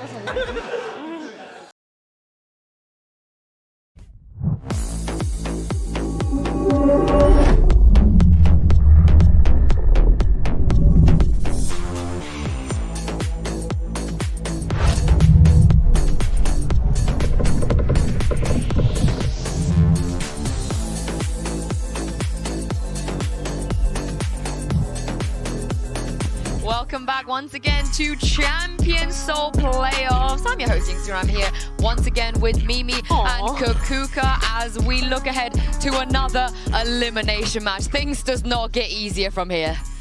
No, not at all. And so far, every single match that we've had in playoffs has been a 2-0. But right now, with the match that we have ahead, with the expectations from both of the teams, knowing that one of them is going to go home, I expect to at least get 3 maps. Yeah, both these teams have had a surprising year. I think Fnatic in not making deep runs at international tournaments like they have in the past. And for G2 in shocking everyone and going deep when we saw them in Shanghai. So either of these teams going home in the first round would really be a shock. This is the thing, though. It's G2 versus Fnatic. Every G2 fan and every Fnatic fan is going to be very excited about this matchup. This is a very historical one in other games. And Kakuka, you wanted to see this. Why? Because I think it's very interesting to see the matchup between a team that came from Ascension, that, as Mimi was saying, had this journey throughout the year, gathered a little bit of had already that international experience, has gotten very, very far, but not really achieved that goal besides actually making it into Tier 1 against a Fnatic that was in everybody's mouths last year. It was the team to beat. It was the team to be also. And this year they've hit it in such a different journey that I want to see where they stand at the moment. Yeah, for G2, I mean, they're the ultimate challenger of this year. The team that came out of nowhere and has really surprised everyone. I mean, they didn't come from nowhere. They've been grinding for this opportunity for a long, long time. But for them, I think that this would be a real proving ground to beat one of the most storied IGLs in Boaster, especially for a guy like Valorant. Not many teams can say that, you know, that they've bested Fnatic on an international stage. And for many teams, that was the goal for a very long time. Yeah, let's speak about G2 a little bit more because, Mimi, I know you have a telly prepared for us. Yeah, I want to talk a little bit about the Icebox against Leviathan because I think Leviathan had them red in this series, and this close map is how they went. I want to start off on their defensive side, taking a look at how they set up with this Viper wall. Almost every team in the world at the top level is throwing that default wall that you've probably seen on all your ranked games. It has the normal stuff. You can flood in from these angles, isolate fights. It lets you also hard anchor on the site. G2 aren't doing that. Instead, they're doing this one that we see cutting down the map. And some of the ideas you can do with this are A, fighting up and over to isolate a duel and stop the belt player from swinging in. And secondly, when you're playing retakes, it also lets you segment off and take this fight and this fight kind of as an isolated angle instead of having to swing into as many crossfires. So they're going to be really relying on retakes, and you can see that in their setup in this round. Leviathan have some key ults, Killjoy Lockdown, Sova Hunter's Fury, and Mazzino has his Harbor ult as well in just 1 pip. But they know that G2 is almost always playing off site. So they're set up here for the retake, and LEV don't use any of that utility to get in. But this is now where the disruption for Leviathan, which is a key thing we saw as well when G2 lost to EDG on this map, come into play. Those ultimates are going to begin to get used into this one. You see that dart get popped deep, and Calm is going to start firing off this Hunter's Fury. That'll give space for his teammates to get into this site and plant off the lockdown. And G2 have critically already used this Harbor wall, which is really their biggest piece of utility to fight back into these sites. So now that's gone. G2 have to scamper away from this one, but it's still a winnable position. 4v5, plant coming down, and this is where the next layer for LEV come into play and where G2 really get cooked in this round. Because look at the minimap.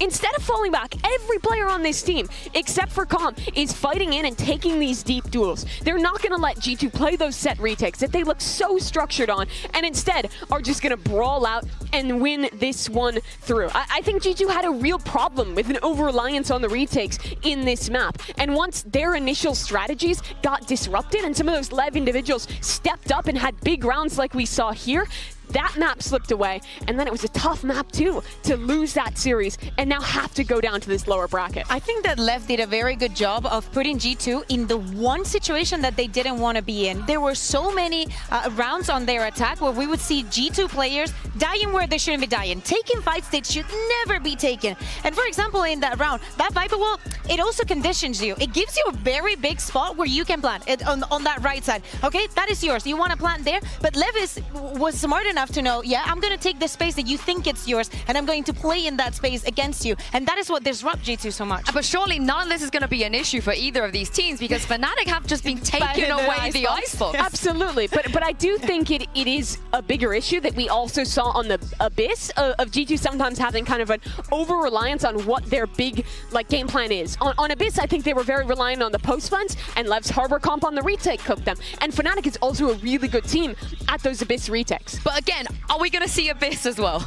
Is that going to happen? I think that's more possible. Yeah, it is more possible than the Icebox, that is for sure, no? But yesterday we had questions about why Fnatic decided to do some things and not others. So it is up to them. I think that with the G2 conversation, it ends up in G2 is a very well-structured team. And when it comes to these moments, their biggest enemy is themselves. Literally, because they will make mistakes that are completely unforced. Sounds like Fnatic's problem as well. I feel like they both have a similar issue. But let's check in very quickly with the professor himself, Jonah P, who's standing by with Golden Boy. Hey everyone, GB down here with the Professor, Jonah P. Of course, we're going to yap about what happened yesterday. Where did you guys feel like yesterday kind of slipped away from y'all? And, also, how do you recover in such a short amount of time? Because that was literally just yesterday. Well, I think Icebox, it came down to some nerves and us being indecisive, hesitating. And Abyss, I think it was just, there was zero plan making from us. We got into many post plans, but just couldn't convert any of them. So last night we were up to like 2 a.m. in Josh's room, just VOD reviewing and just having a nice team talk, getting stuff off our chest. So today I feel like we played better under pressure, so elimination game today, so I'm not worried at all. So confidence overall pretty high? Oh yeah, for sure. Oh yeah, brother. All right, appreciate you. Fist bumping. We'll catch you soon. All right, back to y'all. I mean, that's a great thing to hear if you're a G2 fan, right? You want them to be able to bring some answers back. But having said that, it was a very close match. Mimi and every player on G2, they had their moments. They could have won yesterday. Yeah, that's the thing. I mean, we saw them start to rally a little bit. There was rounds that made it look possible with some of the individuals popping off on Abyss. But it really was all about those individuals for G2 and Map 2. But what Jonah was saying in that interview, though, I think is very apt. This is a team who has done super well under pressure this year in these big events. The comebacks at Shanghai, the run there, playing back-to-back-to-back matches to make it into the top 3. These are the situations where this team now has the experience to dig deep and think, hey, we've done this before, we can rally back, learn from that loss, and do it again. And also, do not forget, at least DRX and Trace had a day off. G2 and Fnatic were playing yesterday. Fnatic was here less than 24 hours ago, playing their match and actually being here. So it comes down to the experience. It comes down to getting together as a team, having those conversations, and maybe spending more time talking and discussing than sleeping. Honestly, I bet you a lot of problems are solved in Josh RT's room. Okay. I feel like that's where you go. You're just like, we have an issue, let's solve it. Yeah, I mean, absolutely. This team has such a bond, right? Josh wasn't with them from the very beginning with the guard, but that's all that these players really talk about, right? How close they are as teammates, how much they've grown together this year from that squad who ascended to now this team who is a consistent contender at global events. Yeah, and we're seeing here in this B-roll all those clutches that we were seeing coming from G2. Things were not working in map 2. They do have what it takes to have those individual moments, but of course it's something that you cannot rely on, especially not here. Yeah, and speaking of individuals, Durke. Nikita. Yeah, Nikita Shirmitev, as we call him in Spain. He good. Well, that is his name, to be fair. But yeah, I feel like the performance that we see from Durke, even when they lost against Fnatic, he is onto something. Throughout the entire year, he's been questioned about how he plays the Euro and why he plays it. Some of the decisions, okay, hit or miss, big hits or misses. But in this tournament, I think that he's performing so well. This is the form that you do not want to face Durke against. When you think about Durke, you think about the other top duelists in the world. Your Aspas, maybe even your CNEDs, those guys who have lifted trophies in the past and been there and done that. You don't really think about Icy, but he's a guy who, after a rougher start to his year with G2, I think has really stepped up here at Champions. So just like Durke, switching over and playing a lot more of that Yoru, I think he's looked much more comfortable, has been willing to take more individual individual risks, and I think his individual form has really started to shine a little bit more, partially because of that. I mean, I've been very, very loud when it comes to shutting down the Durka haters, but for me, best Yoru player in this tournament. He's shined when Fnatic haven't done well, and there have been a lot of moments, though, Kukuka, when Fnatic, they just haven't done well because they're throwing away 4v2s, 5v3s, which they really should not be. In so many of these occasions, right, we saw this pistol, this was a 4v2. Yes, Benji had hell of a match yesterday. The shots the Heretics were shooting made completely no sense, but if you're a Fnatic, okay, it happens once, it's fine. But that it happens again, and this one in round 24 out of Sunset, this took Heretics to OT, made them win the series in a 2-0, something that could have ended in a comeback for Fnatic, and again, they put their hands down, they think that the round is over just because they have a 2-man advantage, and everything is done, and everything is over. It's like losing that kind of threat. Quite frankly, this is one of the roughest games I've ever watched of Fnatic. They generally don't get stomped like they did in that game, but they do have that experience factor of having been in these positions, knocked down to lower brackets before. I think the biggest question is just resetting the energy, going back in and figuring out what went wrong. Why didn't we show up? Because they've had a real problem with map ones this tournament thus far, and they're going to have to solve that quickly now, playing back-to-back days against G2 in the lowers here. I just want to see them lean towards that Haven. Lean towards maps where Alpha yet doesn't have to play Killjoy. We've heard it from him in EMEA. He's bored of it. He's not focused when he's on that agent, and we saw a lot of that yesterday. To be fair, we have seen many faces of Alpha. I remember when they used to run the race on Ascend. Like he was always good. And he was always good because he's Alpha. Sometimes we forget. And yes, sometimes he's been relegated to playing the Killjoy. It doesn't mean that he's playing bad or that he's not going to perform, but then you put him on an agent like ISO, for example, on the Haven, and you're mind blown because for a second, you're forgetting he's still Alpha here. G2 can really struggle when teams kind of start to take a lot more of those risks and get really brawly. And Fnatic this year have shown the ability to do that, playing those ISO, those Yoru comps that you're talking about. This team has grown a lot from that team that was only about the structure, was only about the perfect mid-round having to go right to win games. And one of them is going to have to go home today. If you're Fnatic, internationally, you have not done well this year. You have something to prove. You have a name to defend. But for G2, you're the new kid in the block and you still have a lot to prove. Well, without further ado, this is it. Elimination time. Let's bring the teams onto stage. Here's G2 and Fnatic.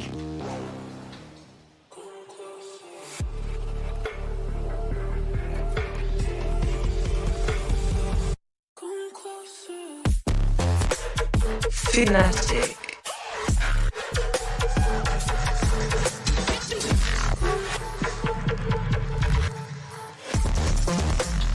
G2.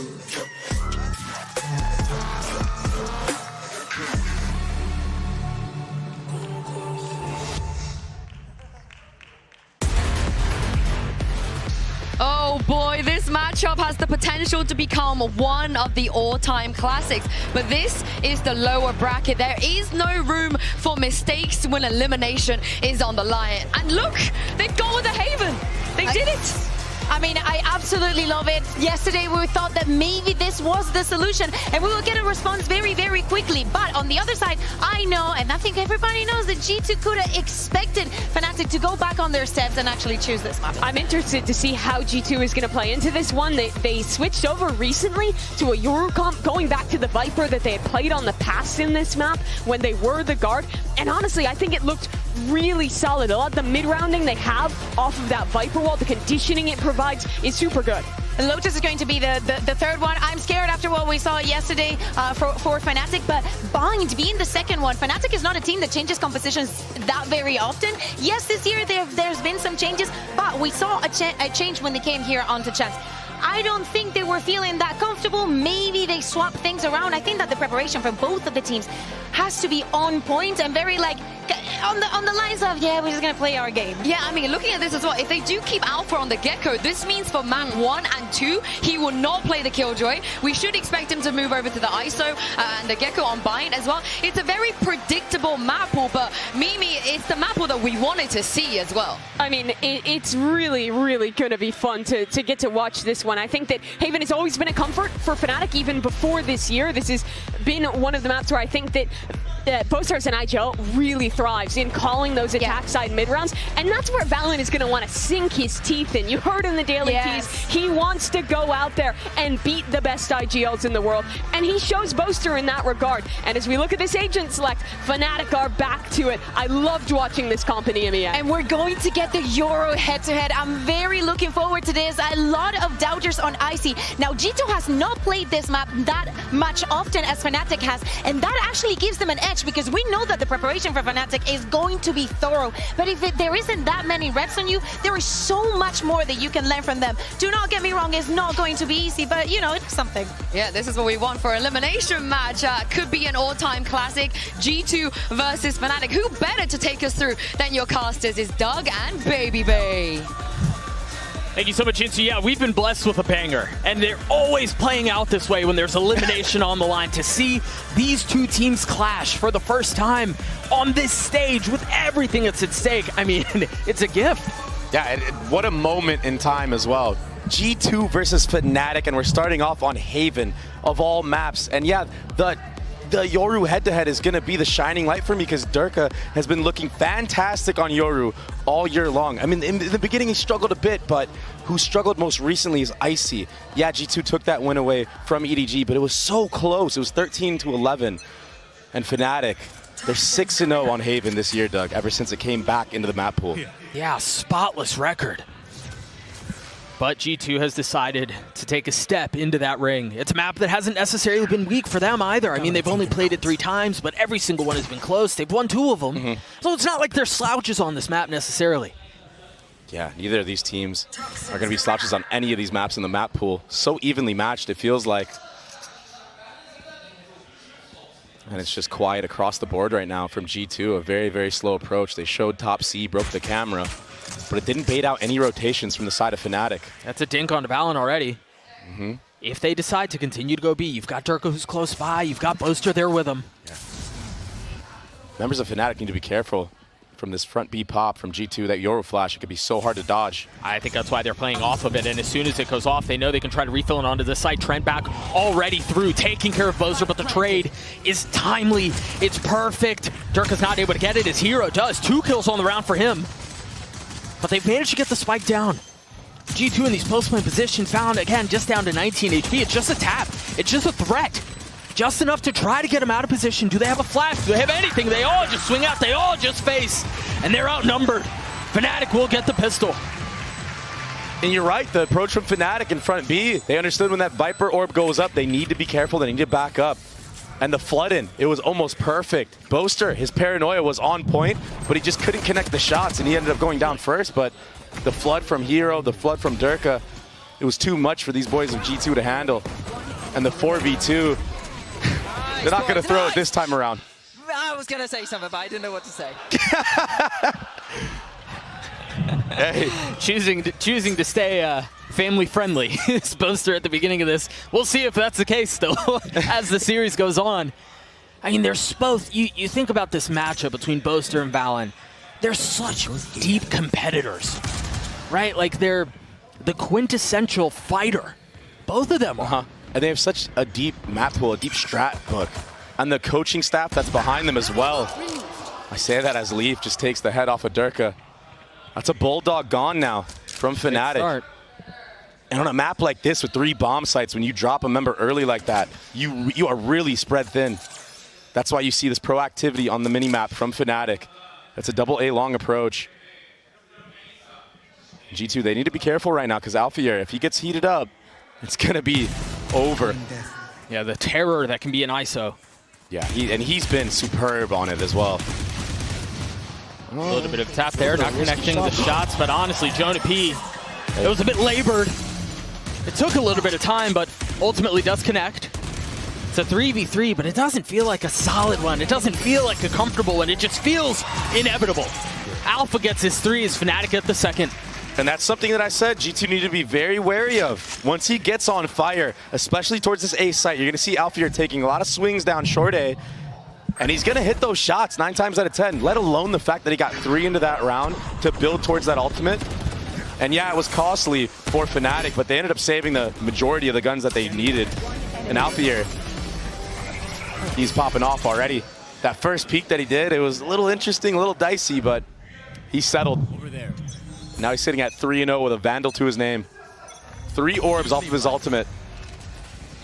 See that cheeky little vulnerable shock setup. Icy's been dropped. Leaf has 2. This is an excellent start out for Fnatic. Yeah, picks across the board. And off of utility in mid as well. The 1-2 punch, the Yoru walking down. They swing out. Boaster is going to have a tough ask in the backside here. He is alone, but they don't know he's here. Meanwhile, Fnatic is getting a ton of info. You've got Durga who's pushed down C long. You had the drone come out from Chronicle towards A, and they've got him fully funneled